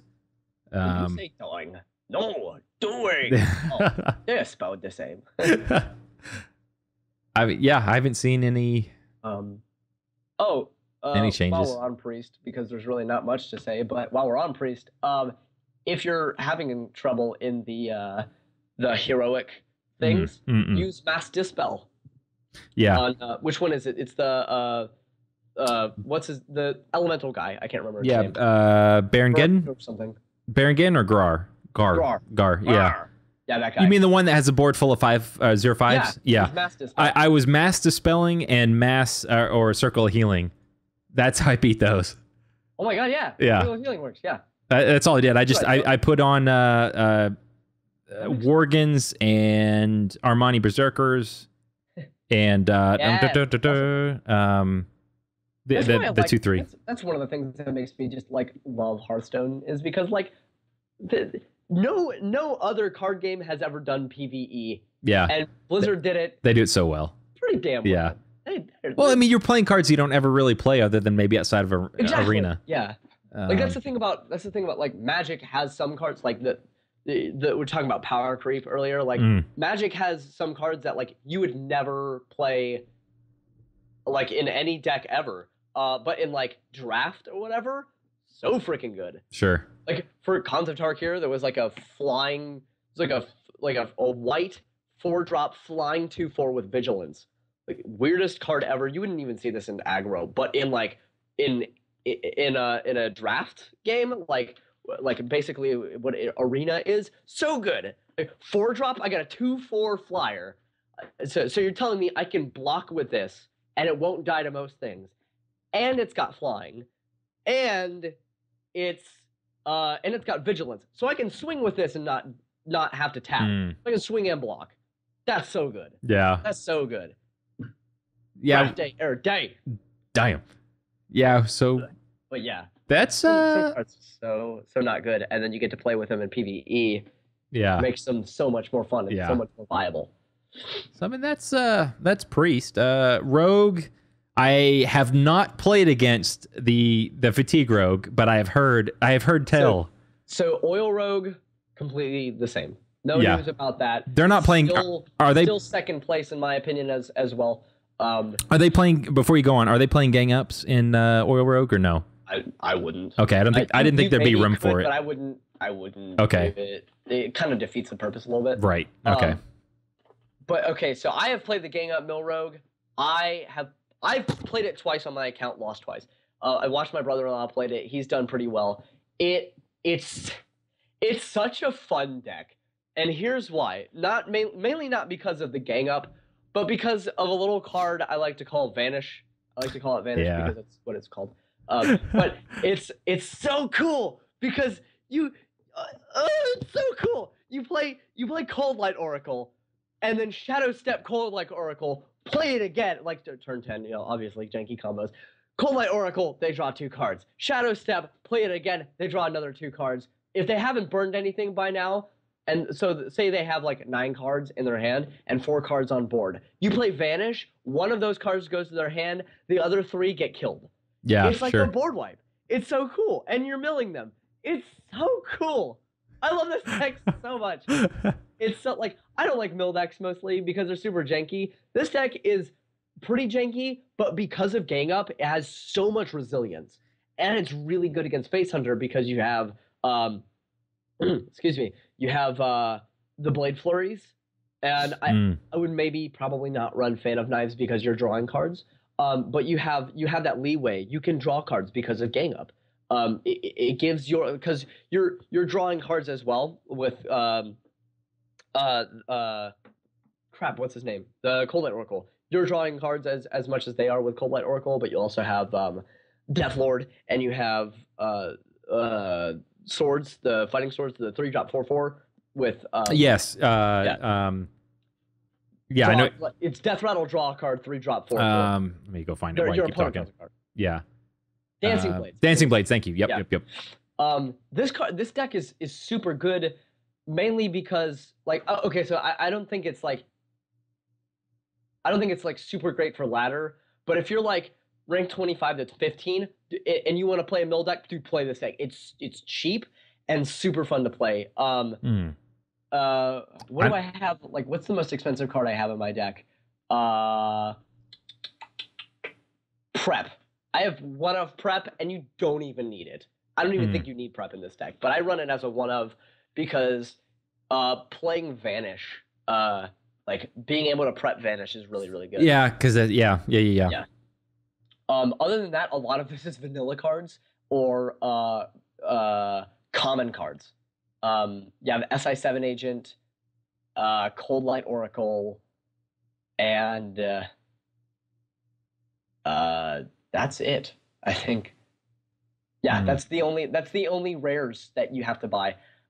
If you're looking for a budget deck and you want to play a mill deck and have fun, play this deck. Other than that, like I don't know how well it's going to do in most matchups. I can't tell you because I don't have the experience. But I can tell you if you super hate Face Hunter and want to mill it out and make it suffer, you can do it with this deck. It's possible. You think so? You have to play it right, and you have. And this is another one of those decks where you have to get the right cards, or rather you have to get not screwed. Like there are a lot of games where I just got screwed. Like there were so many cards I could have drawn. And it was a pretty decent chance, like 60% chance I can draw a card that will help me, and I don't get it. Like I had that happen in both of the games that I played, and it just sucked. But I have a feeling this deck is not bad. Like I've seen people play Fatigue Druid and Fatigue the Mage. That's the word I was looking for. Mill Mage and Mill Druid at tournaments because it's a decent tournament deck. To play to counter specific decks coming in. I like Rogue more so than them because of a couple reasons. Mage has Duplicate, which is good. Which is kind of what Gang Up does. You know, it has Duplicate and it has Echo. that's okay. It doesn't have a lot of the tempo, I don't think. It doesn't have the way to just keep a good board state in comparison to Rogue. And then Mill Druid has a lot of taunts. It doesn't have a way to really replicate your board, but it also has Naturalize, which is really good for Druid, which mills a little faster. But I think overall, Rogue is super cool because it's got the tempo plays. It's got Shadow Step, which will allow you to you can shadow step your and I would say Shadow Step is kind of your answer to duplicate in like Mage has duplicate and Echo. Rogue has Shadow Step and Gang Up. And Shadow Step is awesome because you can Shadow Step your Death Lord and heal it, basically. Yeah, sure. Trade super well. Your SI7 agent to do that. Your Cold Light Oracle to make them draw more cards. Your Anti-Keelbot to gain more life. It's such a cool deck. Yeah. It's the first deck I've had fun playing as Fatigue. I played the Fatigue Druid, didn't really like it. I watched a lot of people play Fatigue Mage, and I was just not really impressed. I think it was kind of just gimmicky. But it beat me a couple times. But overall, yeah, Fatigue Rogue, super cool. Yeah, I feel like either Fatigue Rogue and then Druid are probably the top. Yeah. Those are my preferred ways. If you're, I haven't really. I tried like 1 or 2 games with Mill Druid, like way back when. I haven't tried. I want to try this deck just to play it. I don't really. A lot of people are like, oh, Mill decks are so cheesy. Like, I prefer them over face decks. Like, playing against them or playing them, I would rather play a Mill deck than an aggro deck. But again, that's just me. Yeah, I can't emphasize enough. If you want to play a budget non-aggro deck, play this deck. It's super cheap. It's super fun. Like, if you like Mill, it's super fun. Or if you like janky things, it's super fun. Yeah. It's so good. You know, Vanish is, I think, what makes... Gang Up is definitely a super cool deck. But Vanish is so good. Because it's kind of like, all right, so good. I'm going to empty my hand, and now I don't have to worry about being milled. No. Because now you mill me, like you were saying, mill me, and then prep out a Vanish, and it's like, wow, I just burnt 6 cards. Great. Vanish is a huge tempo play. Yes. And it can mill. Yeah. The cool thing about Vanish is that you don't have to play it to mill them, and it can still be a great tempo play.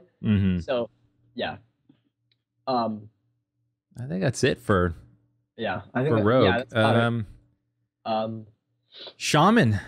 Shaman we talked about earlier. We really did. I mean, I've seen, so it's kind of, I've seen mid-range Shaman come back.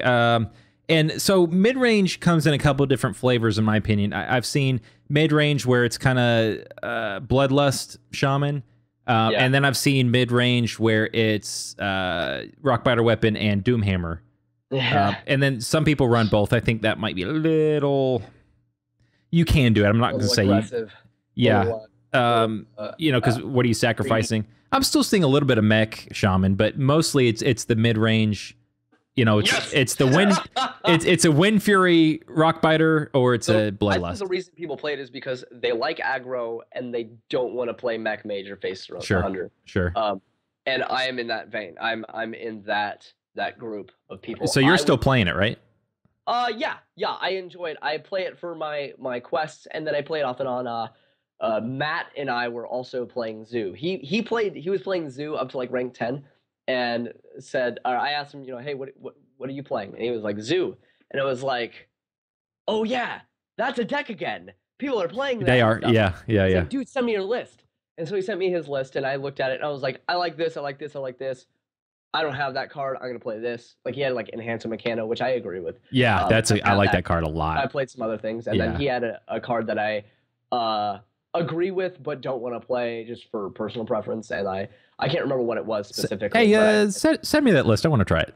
My list? No, Matt's list. Matt's list? Yeah, well, just send it to me after. Okay, yeah. I would like to try it. That'd be fun. Yeah, Oh, dude, it's super fun. I haven't played Zoo in forever. I love Zoo. Zoo is like Face Hunter, except not a douche. Yes, Like, I agree. I don't mind losing to Zoo. But yeah. What were we talking about? Mech Shaman. Mech Shaman, yeah. Again, like, it's hard to talk about the meta because it's like nothing's really changed. Not really. It's the only thing about Shaman is that like it's really in the background, and I don't really think it deserves a place on the tier list.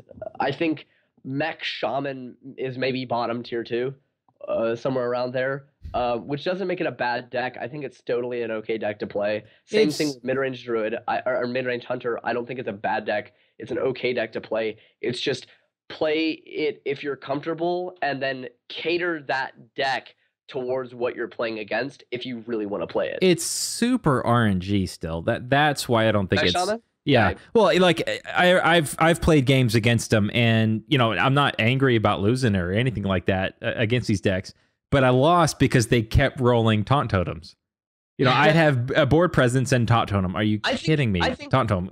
It is RNG. It's super RNG, but it has enough controlled RNG. It does. Yeah. It has. Let me say that. It has enough, like, if you roll high. I'm trying to think of the word. Its risk is worth it. Its risk is worth the reward, I think. The risk pays off.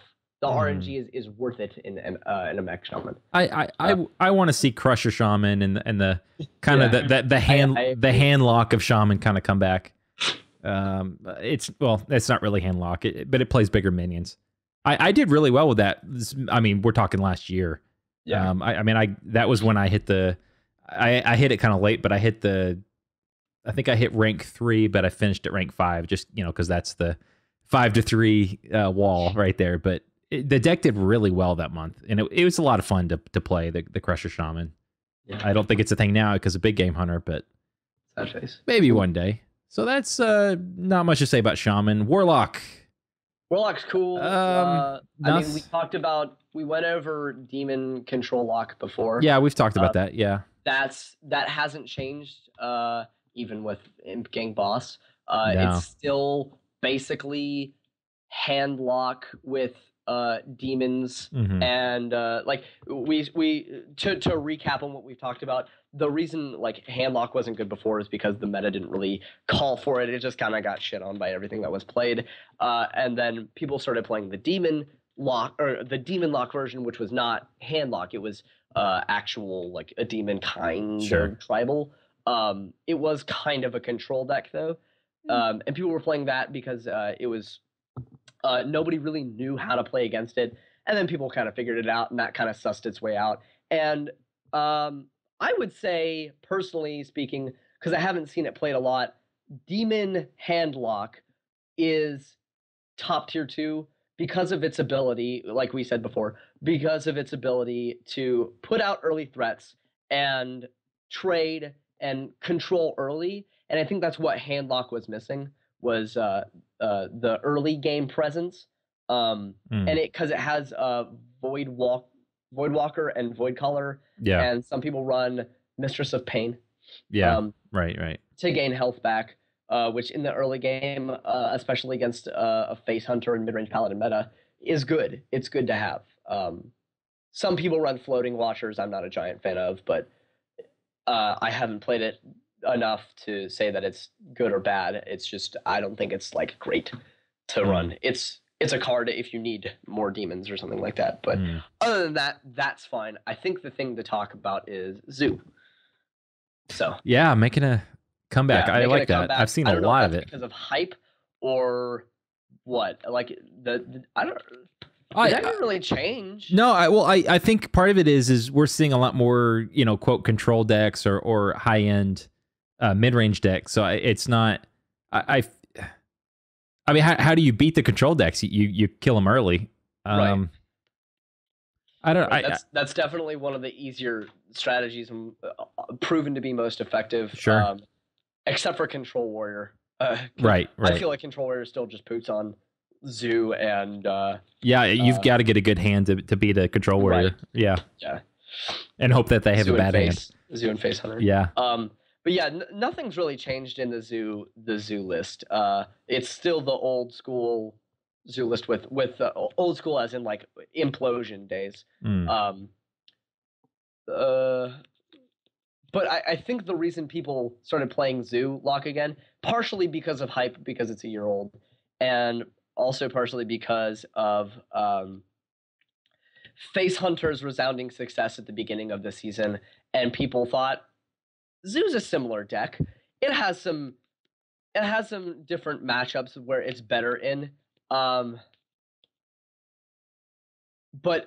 I think it's just it's an aggro deck, and some people like aggro decks and winning quickly and getting through games quickly at the beginning of the season.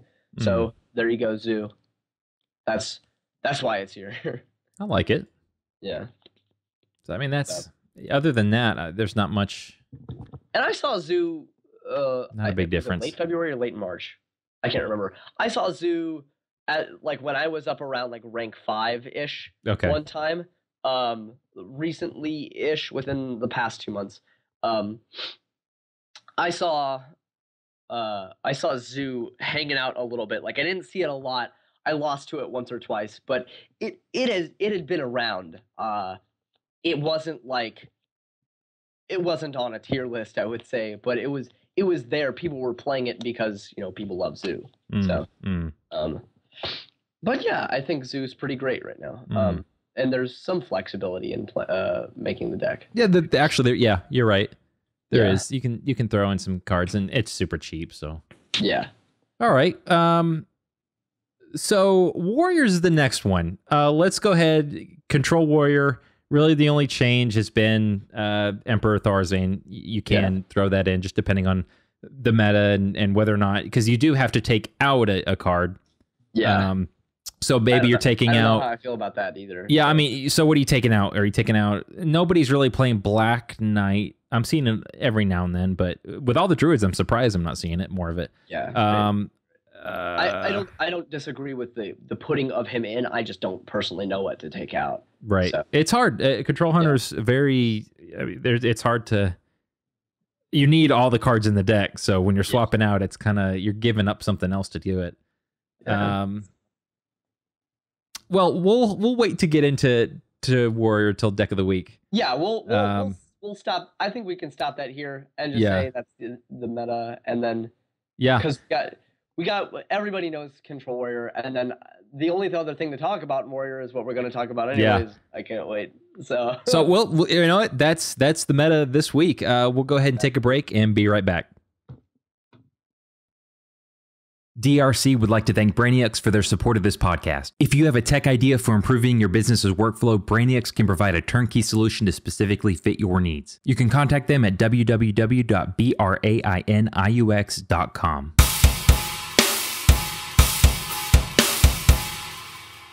Welcome back. This is Deco Week. I am Tattoo, or Tac2, not Tattoo.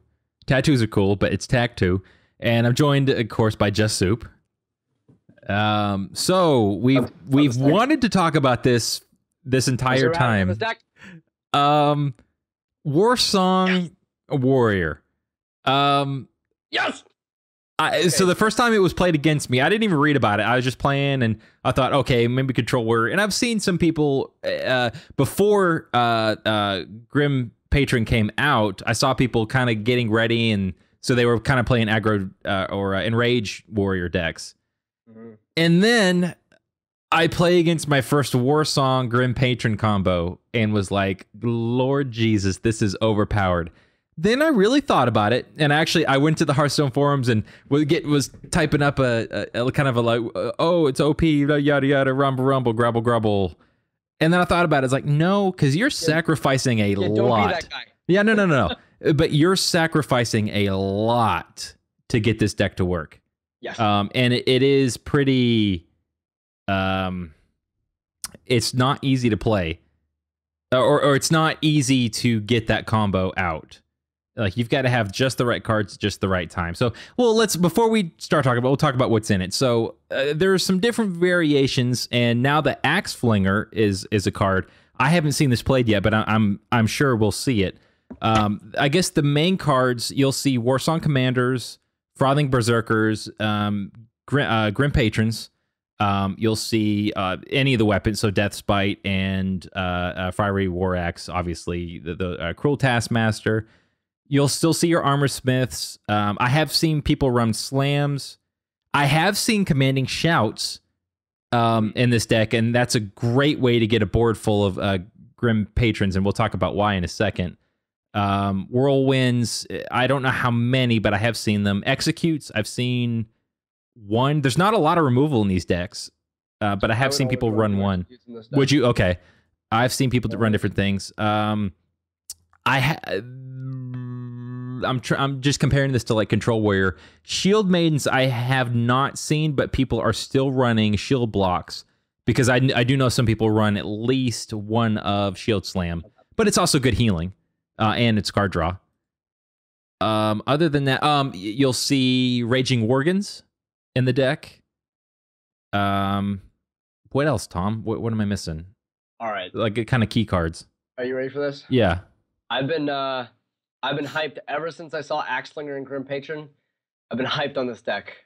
So I made a list, and then I checked it twice, and I found out that it was terrible. So it was naughty. It was not good. We weren't running with it. So I made another list. And I was like, okay, this isn't bad. So I made it up on Hearthstone without Grim Patron and Axlinger. And I didn't even put him in. I didn't put in anything in that slot. I just had the deck, and then I looked at it and like saw if I liked it or not. And then I was like, okay, this isn't bad. Put in some other cards that could maybe fill that slot, kind of just whatever. Play the deck against my brother-in-law, and we tweaked it out a little bit. Then I figured out that Warsong Commander with this patch got fixed, if this is to my understanding, because it used to be, to my understanding, again, whenever you play a minion with 3 or less attack, give it charge. Now it's whenever you summon a minion with 3 attack, or with 3 or less attack, give it charge. Ridiculous. Yeah. So the combo there, for those that don't know, I'll start this off. The combo within that, it's not really like insta-kill, but Warsong Commander and Grim Patron. So Grim Patron is a 5-drop 3/3. It says whenever this minion survives damage, summon another Grim Patron. So you summon a copy of this guy. So say you go Grim Patron, like the thought here is Grim Patron with Warsong Commander on board. You like Warsong Commander's on board, you play Grim Patron, and you swing with Grim Patron because it's got haste, right? And then you play Inner Rage on it, or you play like a Cruel Taskmaster or something. Hit it, and then you swing with the copy you get, because that's a 3/3. So right there, that's 6 damage so far. And then you can like Whirlwind, so you get 2 more copies, and so that's 12 damage that turn. That's close to a what do you call it? Force of Nature, Savage War? Yeah, I mean, more cards. Yes. Less mana. Right. Debatably, whatever. But point is, that's one of the combos in this deck. But the way I built this deck, I didn't really build it around this combo. I built it around Ping and Enrage. And originally, when I made this deck, I thought, all right, I have to have like half of my cards are like a third of my card Ping, and then the other third of my card like good creatures that react to being pinged, and then like some utility and stuff.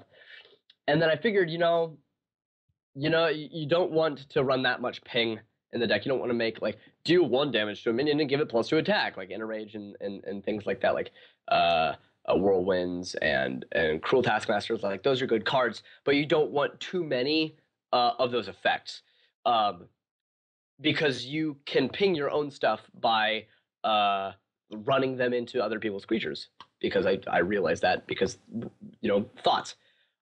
So the all-stars that you were saying are the people that benefit from being hit by things.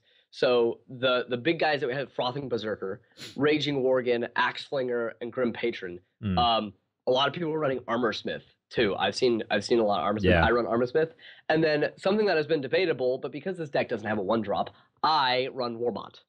Okay, so you're one of those people. I am one of those people, and I'm gonna be one of those people because Warbot's awesome, and has done me some pretty good stuff. So when building this deck, I split my things up to categories instead of like how I usually do, like creatures and spells and weapons or whatever. I did things that benefit from being hit, things that benefit, things that ping, and then utility. And so you have Warbot's your 1-drop, Armorsmith your 2-drop, Frothing Berserker and Raging Worgen are your 3-drops, Axe Flinger and Grim Patron. That's 6 cards, all of them base power under 3. So Warsong Commander, or 3 and under. So Warsong Commander automatically, works for all of this. And then, so that's the thing that benefit from getting pinged. So that's 1, 2, 4, 6, 8, 10, 12 cards filled up. Excuse me. And then you have the things that ping and the things that help you benefit. So you got Inner Rage, which is really good. I was originally like looking at Inner Rage. I was like, this is a great card for this deck, but I don't want to go. Even originally, when I was looking at different ping things, I was looking at really, really high mana cost things like Ricochet Blade or whatever it's called. You know what I'm talking about? Bouncing Blade, yeah. Yeah, Bouncing Blade. Yeah. I was looking at that and I was like, yeah, I want to run that. And I didn't want to run Inner Rage because I was like, yeah, it's good.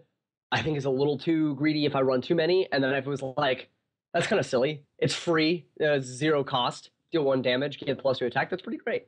So we had those 6 slots. Inner Rage. Inner Rage is your 1-drop for ping.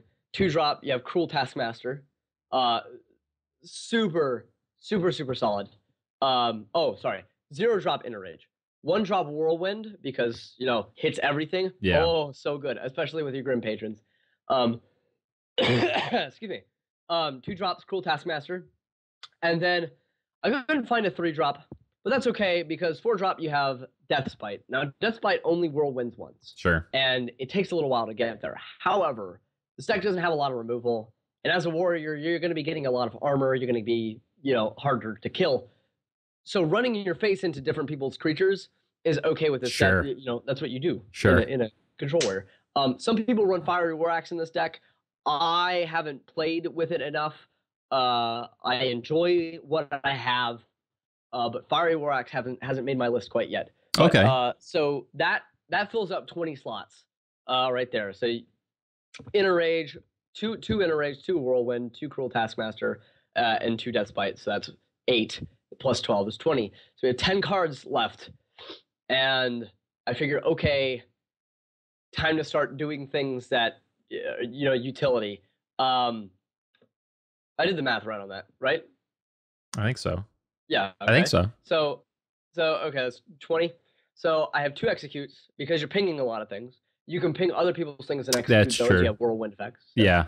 Yeah. So 2 whirlwinds, 2 executes, Battle Rage and Commanding Shout are. Yeah. I have them both as 1-ofs. They're really cool.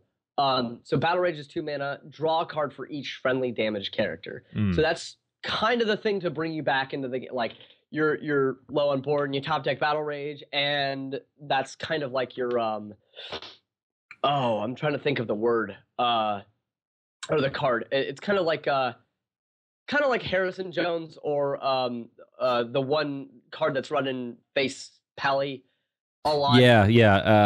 I know what you're talking about. Yeah. The thing that's like draw cards equal to the amount of cards in your opponent's hand. Sure. Anyways, sure. It brings you back into the game. Yes. Is my point. And then Commanding Shout, your minions can't be reduced below 1 health this turn. Draw a card. Drawing a card is so freaking good on this card. Like I've used it so many times just to draw a card. Yes. And, Yeah. Commanding Shout is like I've almost wanted to put this in as a 2-of. I only have these both as 1-ofs right now. I haven't played this deck enough because you can't play this deck enough because it's so good.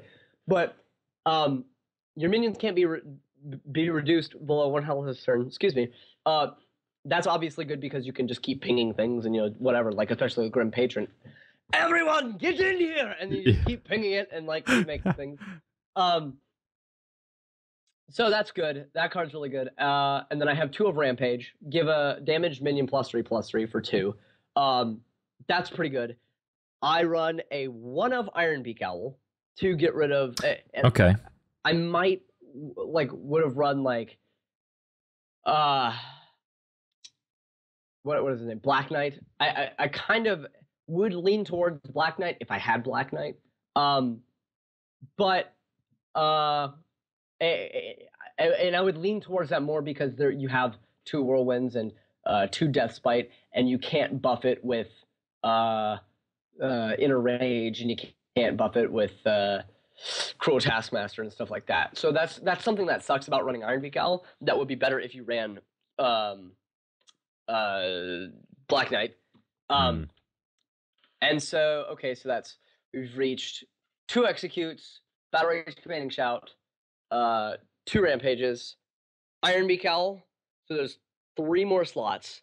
2 war song commanders. We talked about that and how it's interaction. So I have 1 more last slot, and I was thinking, this should be a good slot. What should I do? Like, just throw in a random legendary.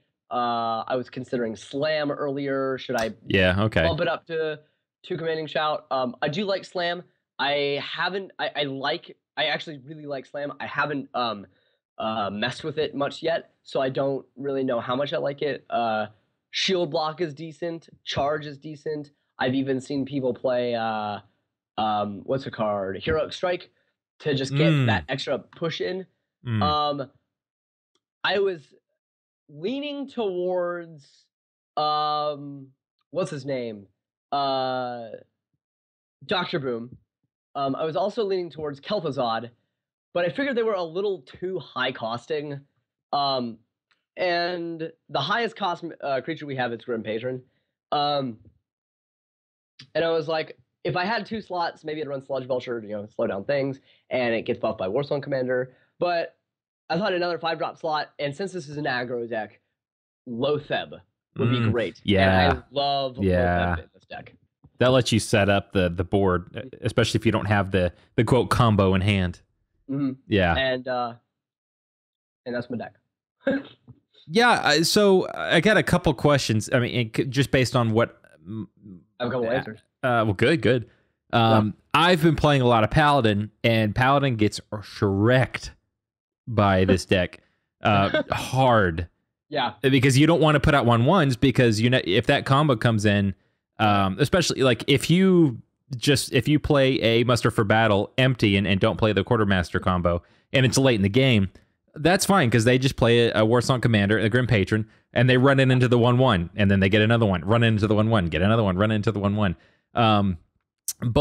I played several games against it, and if they got the combo out, so basically turn 8 or later, unless they coined, obviously, if it was a Warsong Commander and the Grim Patron on the board, and I had anything on the board, that was basically GG.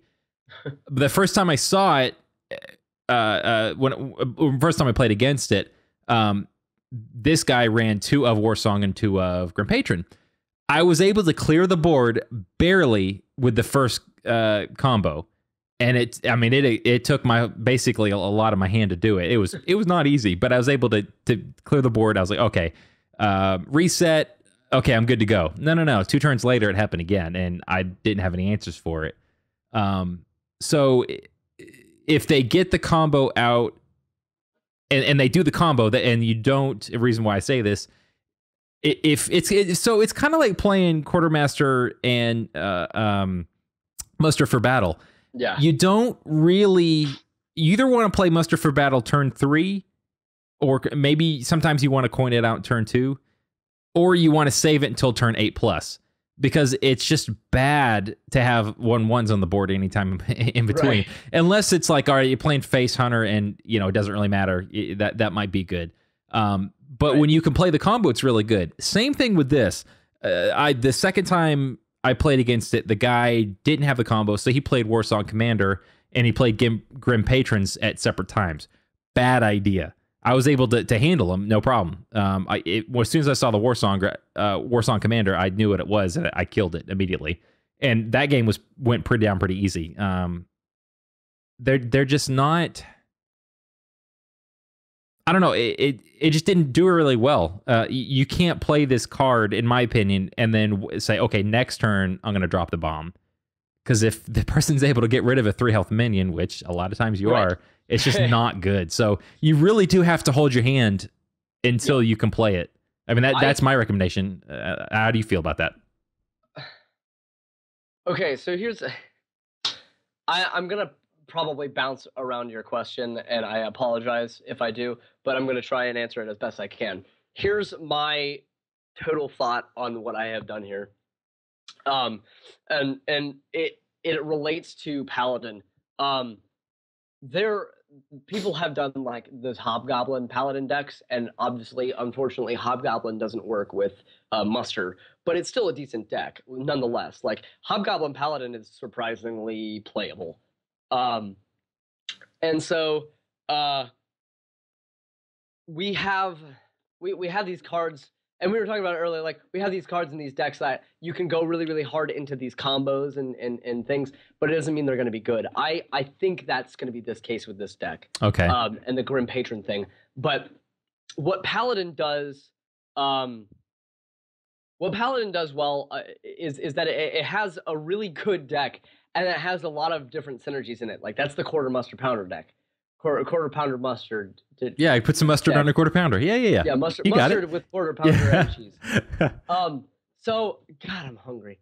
And so that little synergy, that little combo within that deck is really good. Nobody has really made a deck around that. Like, people have done Hobgoblin and then thrown that combo in there, but nobody's really made a deck around that, and I think that's fine. And I don't think they should. But with this warrior deck, the only reason I'm doing it is because it's for fun. I don't think it's going to get anywhere. Well, I don't know. I don't know if it's going to get anywhere. And it has total potential to. But I think it's all about the level of jank. But the reason Paladin does so well is because it's a solid deck with intricacies like that. I think what we could do with Grim Patron is something like that, like do a warrior version of the Paladin, like mid-range warrior, how there is mid-range Paladin, and then how mid-range Paladin has Muster Quarter Pounder, you have Grim Patron Warsong Commander in some kind of way. Which again, I don't know if that really answered your question. No, but it does, and I feel like it's better than the Muster Quartermaster because I think it has potential. I don't want to. Well, Warsong Commander works with more cards too, because it's not just Grim Patron. It's your Axe Flingers, it's your Raging Worgens, it's Frothing Berserkers. It's just about everything that they run benefits from that card. I guess the advantage to potential advantage to the Quartermaster is that you can set up the board by playing, using your hero power and making dudes every turns if they stay alive. What do you think about Gurabashi Berserker in this deck? Greedy as hell. Oh yeah. I would rather run Grim Patrons just because of the potential of getting more, but that's interesting. I just saw it like literally right next to Grim Patron, and I was like, huh. Now, how does it work? So whenever you summon, or I guess even play a minion with 3 or less attack, now what happens if you play the Berserker and then buff it over 3? Does it still get charged, or does it lose the charge? It loses charge. Okay. Yeah. So you got to play smarter on that. All right. Yeah, which is unfortunate. So when you're playing a deck like this, and you have Grim Patron come out and Warsong Commander's on the board, swing with your Grim Patron first. Unless it's going to die. Swing it like they have Sludge Belcher or something. Swing with Grim Patron first, and then damage. Oh, so you don't buff it with your Taskmaster. Okay, yeah, right, sure. There's literally nothing in this deck that you would want, like, at least in my list, that you would want to buff it first anyways. Okay. Because if say I have Grim Patron and I have Grim Patron in Warsong Commander, if I go Grim Patron, swing, then buff it with Inner Rage, Inner Rage or Cruel Taskmaster, that would bring it to a 5. Yeah, sure. But if I ping it after I swing, I get another 3 power thing that has charge. Yeah. That's 6 damage. So anyways, it's better anyways. So do you feel like this is a good deck against aggro because of the low cost or low, generally low attack minions that they'll play? If you can live that long, I guess is. It's kinda. I don't. Okay. I think Face Hunter would. Face Hunter and Zoo would be hard matchups for this deck. I'm Okay. not entirely sure. You don't have a lot of. I'm actually almost quite certain that Face Hunter would just slaughter this.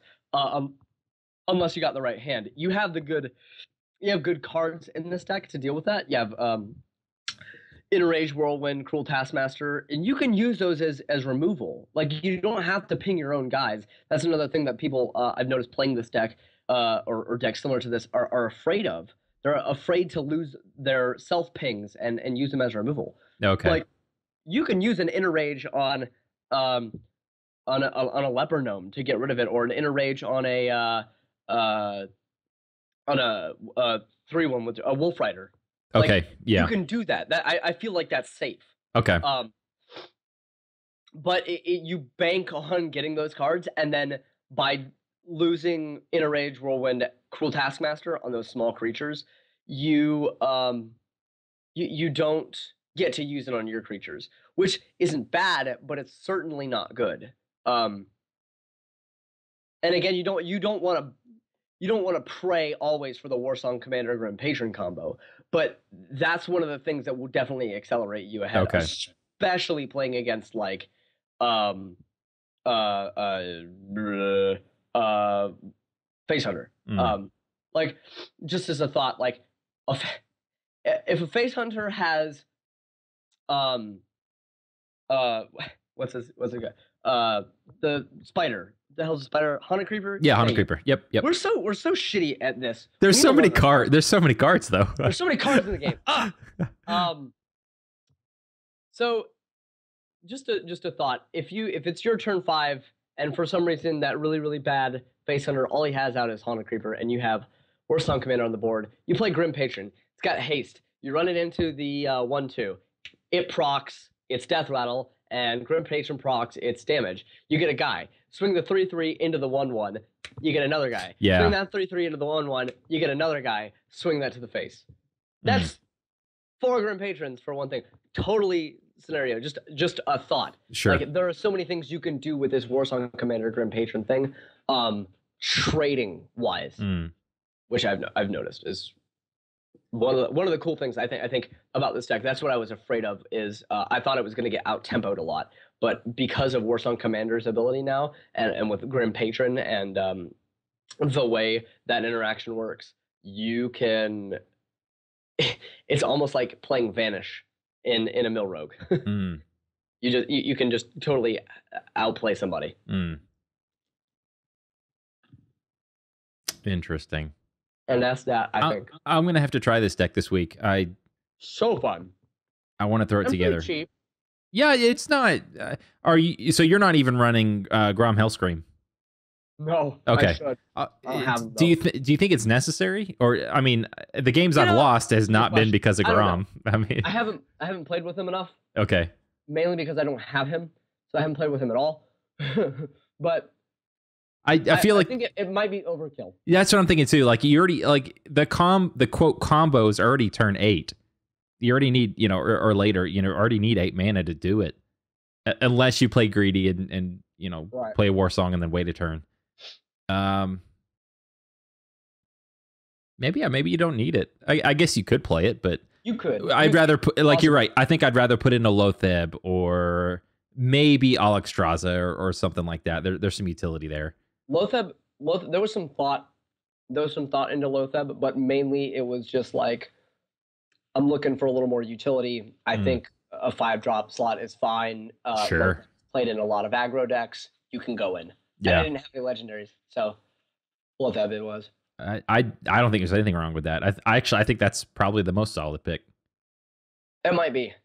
I considered Frostwolf Warlord with the Grim Patron Warsong Commander Oh, combo. yeah. Do you think that's super situational, or it's not only super situational, but it's also what is that, a 6-drop? It's a 5-drop, 5-drop. which is nice. But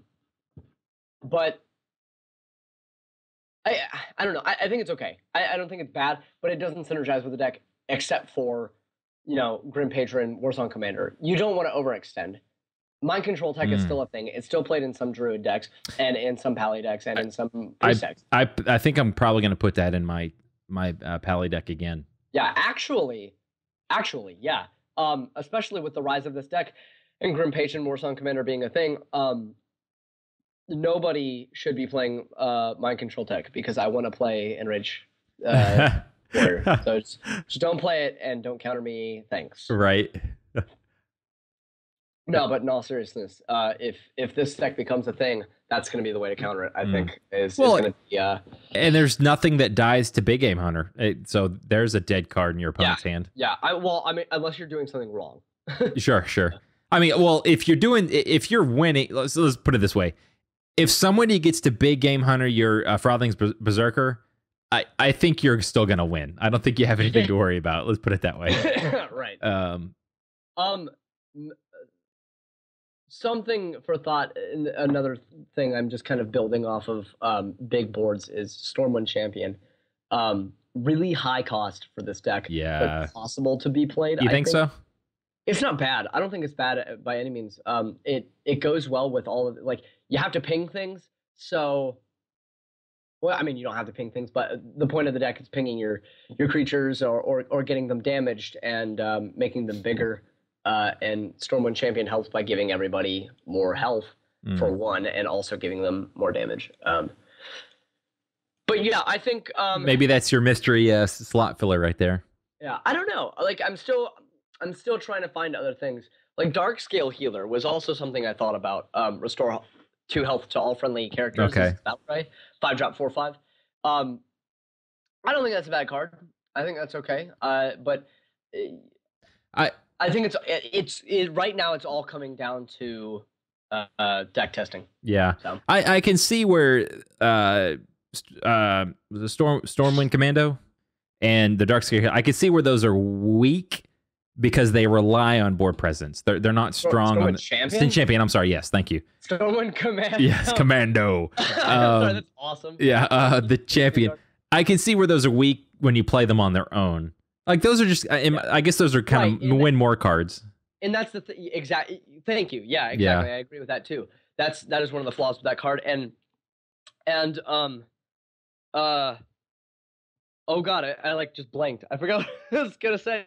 But yeah, it is a win more card. And I don't know. I don't know if it's really necessary. Yeah, I mean, that final slot. It's definitely a good. Yeah, I don't know. Well. So yeah, do you think you're gonna be throwing Axe Flinger into the deck? Oh, definitely. Okay. Yeah, it needs to be in the deck. 1 of or 2 of? 2 of. 2 of. Okay. Hell yeah. Okay. Yeah, 2 good too. Yeah. Think if you play Axe Flinger, Cruel Taskmaster hit Axe Flinger. That's 6 damage. Or Enrage. That's 6 damage to the face. No.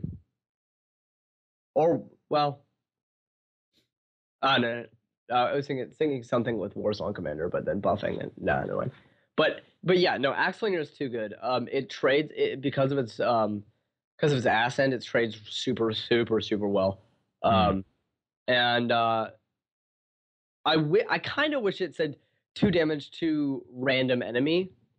But that probably would have made it OP. You think so? Yeah, I guess because you trading like a mother. Yeah. Motofoga. It's too good. It's good on its own right now. And that's kind of the thing. That's what I was gonna say earlier. Stormwind Champion on its own, not a good card. Yeah. With other cards or in arena with other cards, it's good. It's great. But yeah, I think the point of running, if you want to run a janky kind of combo-ish deck, sorry, I'm getting slouchy. You want to make sure all of your cards are good enough. Yeah, on this won't die to just any. Or there's enough synergy around them to make them good.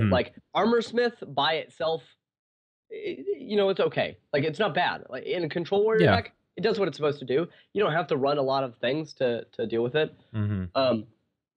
And on top of that, there are a lot of ways to play this deck, and a lot of different things. I certainly don't have the best list. Don't think I'm saying that. But that's just what I have. Like, I think this deck could definitely use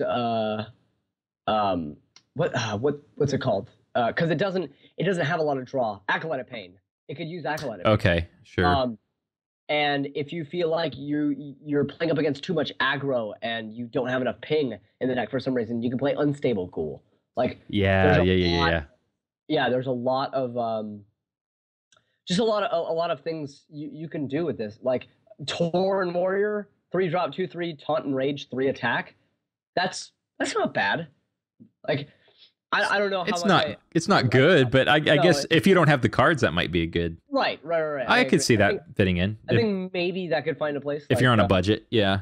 Yeah. And then like random cards, like a lot of the times random cards just show up. Like that tend to be really good in decks. Like, for example, with Mech Mage, when Mech Mage came out and people started playing that as a tribal, it was a okay deck, and then people found out, run Mirror Entity in the deck. And Mirror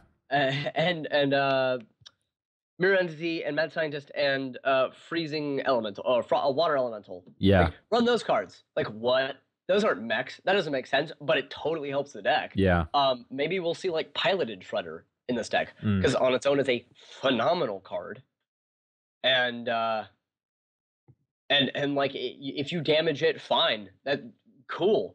I'm damaging it, and like I interraged it, and I traded into a guy. It traded into like a 6 health creature guy, you know, and I get a 2-cost minion out of it. Like, pretty cool. Yeah, and I guess if you've got a Warsong Commander on the board, that generally your whatever drops out of the shredder is going to have charge. Generally, yeah, that's interesting. Yeah. I could see that. Yeah, because you're right. It'll work as a combo trade kind of card, but it will also it's also good on its own. True. We're gonna definitely see this deck in action. So totally so many different lists for it too. I feel like with this card and the resurrection of Zoo and people still playing face, and we talked about this not maybe last week, but the week before, I think. Kind of where people aren't running a lot of AoEs, are we going to start seeing a lot more AoEs out of classes to kind of kill this combo before it gets started? I mean, because here's the thing, AoE. Like if we're playing, if I'm playing Warlock and somehow the warrior I'm playing against gets the Grim Patron Warsong and they get a full board, all I need is one Hellfire, and you're done. You're done, son. Are we going to see more of not just running it, but running 2 ofs in random decks? Or are we going to see more mages not running 1 Flame Strike, but potentially 2? 2. Maybe. Yeah. I would like if this deck, and I think that's the way to answer it too, is run more AoE. And that would be such a cool wrench to throw in the meta. Like, because it's kind of based around like spot removal and trading. Like, spot removal being Wrath and Frostbolt, cards like that. True Silver Champion is technically spot removal, and then trading being like, my creature has higher toughness health ratio and get rid of your good creatures or what like that. That's the kind of removal that we're looking at right now. Not a lot of decks run mass removal. I think the last time I played against a mass removal was the guy who ran 2 Brawls in a control deck. Holy crap. And it won him the game, but screw that guy. Well, it's kind of like running 2 mind controls in a priest deck. Yeah. Well, you know what? I played around 1. If you have a second one, good for you. Your greedy play worked. Exactly. Like, but I mean it won, but dang it. How often does that win? Yeah. I keep getting that. You get like seeing that scene from Big Lebowski. Like, am I wrong? No, Walter, you're not wrong. You're just an asshole. Yeah. Well, I think Flame Strike and Tempo Mage. Like I said, I haven't played a lot of Tempo Mage. Haven't played against it a lot. Is it run as a 2 of 1 of? I've seen a lot of people just run a 1-of. I'm running just a 1-of. Yeah.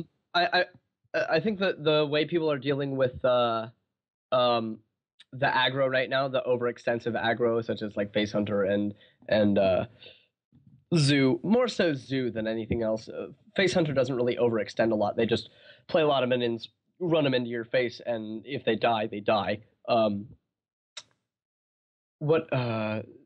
Zoo is tends more to play a lot of minions, and they kind of have to, like with cards like Abusive Sergeant and Knife Juggler and Defender of Argus and Dark Iron Dwarf, like and Direwolf Alpha, that like tiny Anthem effect, like tiny buffs and stuff that you have to have more than one creature on the board for, or to benefit mostly from.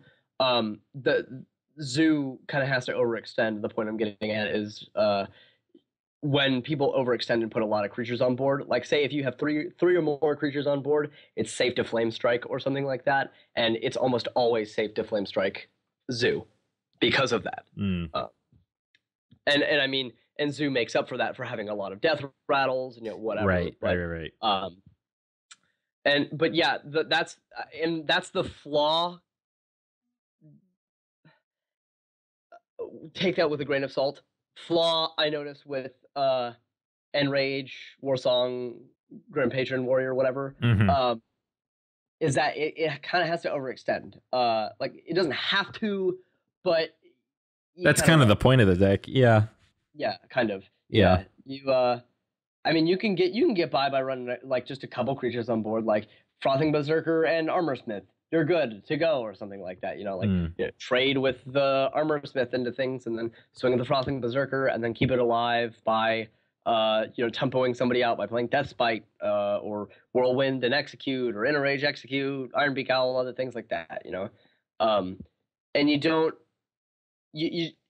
have to overextend in that deck, but if you really want the value, if you want to get a lot of value out of your Whirlwinds and out of your Deathspite Whirlwind, you want a lot of creatures on board, or if you want to get the best value out of your Frothing Berserker when you Whirlwind, got to have a lot of creatures on board. And then, especially with Warsong Commander and Grim Patron, you're going to build creatures on board. So, all right. But it has resilience, and again, I can't stress enough that right now, there's no perfect list for this deck. I think there's so much experimenting that can be done, and should be done. So, so that's what I think about that. All right. Well, that's go ahead. If they would have released Axlinger first week, I would have been playing the Axlinger and Grim Patron in the first week. I would have been playing this deck nonstop. Sure. But I'm already at like 1 star away from rank 10. And I kind of don't want to have to climb up because I want to hit rank 5 by the 15th. Yeah, the dream is real. Yeah. Guy hit that legend grind. Got 1 games. Get 1 games. Yeah, I hope you can hit 5 by the 15th. That would be really good pace. Likewise to you, man. Yeah, I'm gonna push. I'm gonna try. Yeah. If I can get to rank 5 by the end of the season, I'll be happy. But I mean, I'd really. We'll see if I have time, but I'd love to hit Legend this season. It all depends on what I'm doing. Crap. Because I just realized I'm not going to be able to play Hearthstone a little bit. Sunday I could probably play, but Monday I won't. I know Tuesday I won't a little bit. I gotta get that grind. Going. Yeah. Gotta get good. I don't know what deck I'm gonna play. I like the Mech Shaman, but it's janky. I have Oil Rogue. I could play Oil Rogue. Well, and what kills me is, so we're talking about, all right, we've got 3 weeks left, ish in the season. Yeah. But we have time. But we also have 3 weeks of new cards coming out. So who knows what in the hell's gonna show up over the next 3 weeks? Right. You think I'll have a killer deck, and then all of a sudden, what the hell am I playing against? What do I do now? That's what I liked about. Well, I didn't like about Nax. In retrospect, though, looking back, that season was a lot of fun. Yeah, because you had no clue what you're gonna see. when Undertaker came out though. Don't no. That card, I freaking hate that. I like it now. It's a good card now. It's not ridiculously overpowered. Nobody plays it. Yeah. I like it now that it's not played. I still see it every now and then. It's just kind of like, all right, what's a better, drop in that It's spot? okay. I don't really care. Like, people thought it was gonna kill Face Hunter. It obviously didn't. So Yeah. but yeah, we just gotta wait and see. Hopefully we'll see some action. I feel like we're gonna have to just wait a week after the cards release, because the cards release like what, Wednesday, right? Thursday.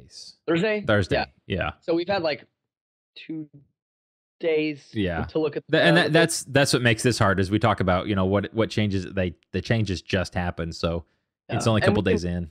What we can do, because we made our predictions about these cards, because we didn't have the information. Right. Sure. Predictions about these cards, so that's what we're gonna have to do. We'll just this week, next week, whatever comes out, we'll talk about what we think will happen with those cards, and then what happened with this week's cards. Right.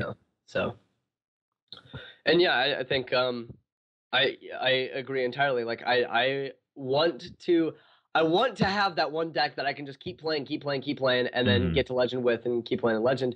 But I feel like something's probably gonna throw a wrench in my plans with all the cards that are coming out. So. Yeah. But I am excited for it. Yeah, I've got a lot more games to play. I think I've only played a quarter, maybe 20% of the overall games that I need to play. To what most people say are you need. Well, I've heard people say 200, 250 games a season is generally what it'll take to get you to Legend. Man, well, I guess depending. Well, I don't know. When I played Mid-Range Hunter, I played. I think 250 games just playing Mid-Range Hunter. Okay, and Face Hunter, but yeah, I got to rank 3 that season. And here, to be fair, rank 5 is brutal, because rank 5 is because you don't get the bonus stars. If it's either you get one or you lose one. That hurts a lot more than people think. Like, and I've seen people go from like rank 5 or rank 4 to rank 1 just on a win streak. Yep, it's bullshit. That's not fair. That's so not cool. I've watched people go from rank 1 to rank 6. Streamers.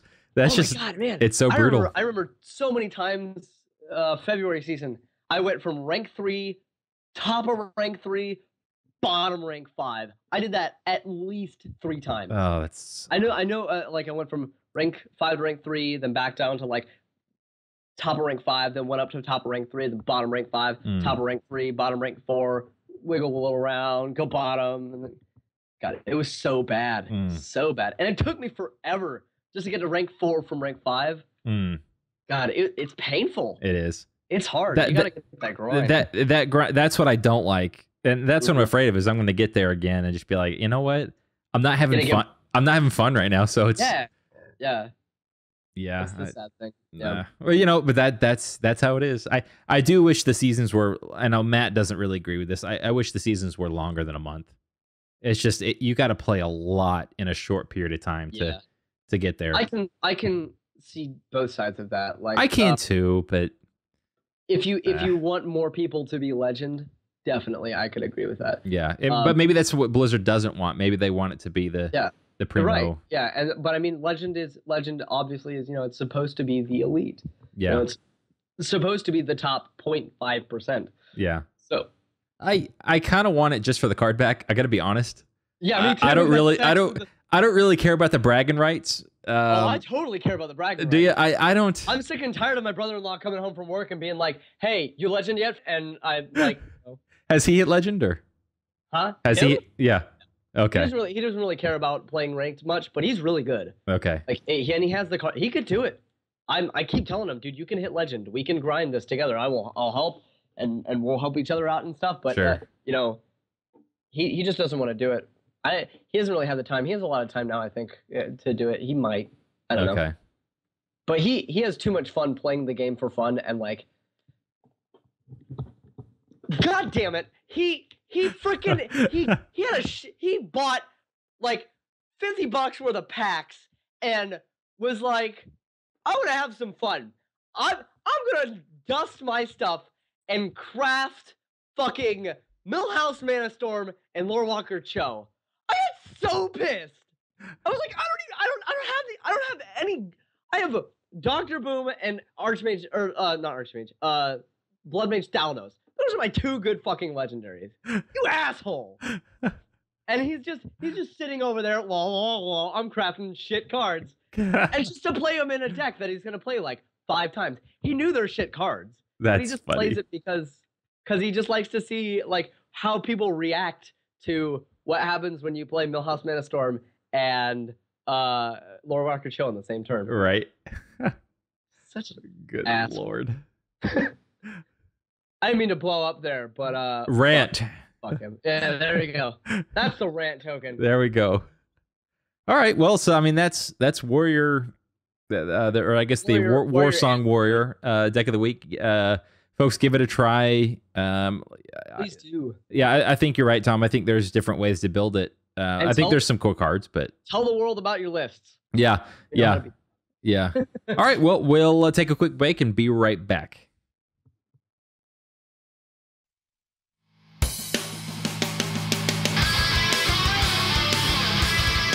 And that's our show for this week. Don't forget you can find us at www.deathrattlecrew.com.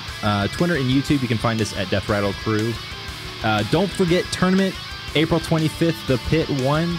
We still have a few spots open for players and alternates. So, you know, think about a deck you want to build. You've got until the Tuesday before the tournament. So that is April 21st at 11:59 p.m.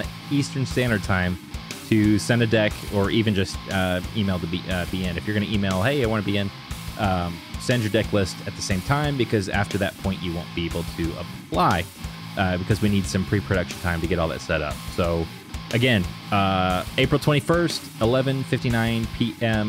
to send your deck list and get qualified in. And when's the tournament? April 25th. And we're going to start, this is going to be recorded offline, so we don't have any cheating and issues like that. So it'll be April 25th. Players need to be logged in and ready to go at 10 a.m. Eastern Standard Time. And we'll begin at 10:30 a.m. Eastern Standard Time, April 25th. And we'll go from there. We'll announce prizes that day, too, for the players. We have more information on Reddit, right? Yes, yeah, you can find us. The things on there. Yeah, Okay. yeah, you can look up The Pit on the Hearthstone subreddit. Where the video's going to go live. We're going to try to get it out and viewable on Sunday. We're going to live stream it on Twitch, and then the VODs will go out on YouTube, things like that. Because this is the first one, pre-production is going to take more time than the future ones are going to take. So it might take a little longer than normal to edit everything and get it looking good. We were going to do it live, but it's just people's schedules and pre-production, and we don't want people cheating, even with the delay. I gotta be honest, when I watch tournaments, I don't like the long waits, because you'll watch a game and you'll wait like sometimes it's 5 minutes. That's fine, but if it's like 30 minutes, I'm gonna just change and I'll forget to come back and watch it again. Right. So if some people like that, that's fine. I don't necessarily like that, and I feel like this is something that isn't we're not right now, and maybe one day we will be. Nobody's getting Blizzard points for the WCS for this, so it's kind of this is not something that is in the moment you can come watch, because you can always go like the Pinnacle or anything else like that. You can go back, or Game House Cups, you can go back and watch those VODs, but this will be something it's all pretty much for fun. Yeah, it's for fun. It's have a good time, and it's not going to be as involved for the players, where you don't have to spend days or weeks for some of them. Hours just sitting around waiting for your turn. So all that out of the way. Again, we have a few spots open. So again, email us at mail@deathrattlecrew.com. Other than that, Tom, thanks for joining me this week. Absolutely. Matt should be back next week, and I'm really looking forward to hearing. Come on, Matt. Yeah, I cannot wait to talk about Bring fam back together. his experience at the Red Flag tournament out there in Australia. Yeah, good luck to him. Yeah. Whatever else he has to do. Yeah, I don't know if he has any I don't know. I haven't really paid attention. I know he hit second in He got apparently side events, whatever. Yeah, apparently he got second. I don't know if there's more series or whatnot, but I got second and got a keyboard. Yeah. Oh no, poor guy. Oh darn. So yeah, congratulations to him. If there's more, I guess we'll find out about it. But hopefully next week he'll be here and we'll talk about it. But other than that, again, Tom, thanks, and we'll see you next week.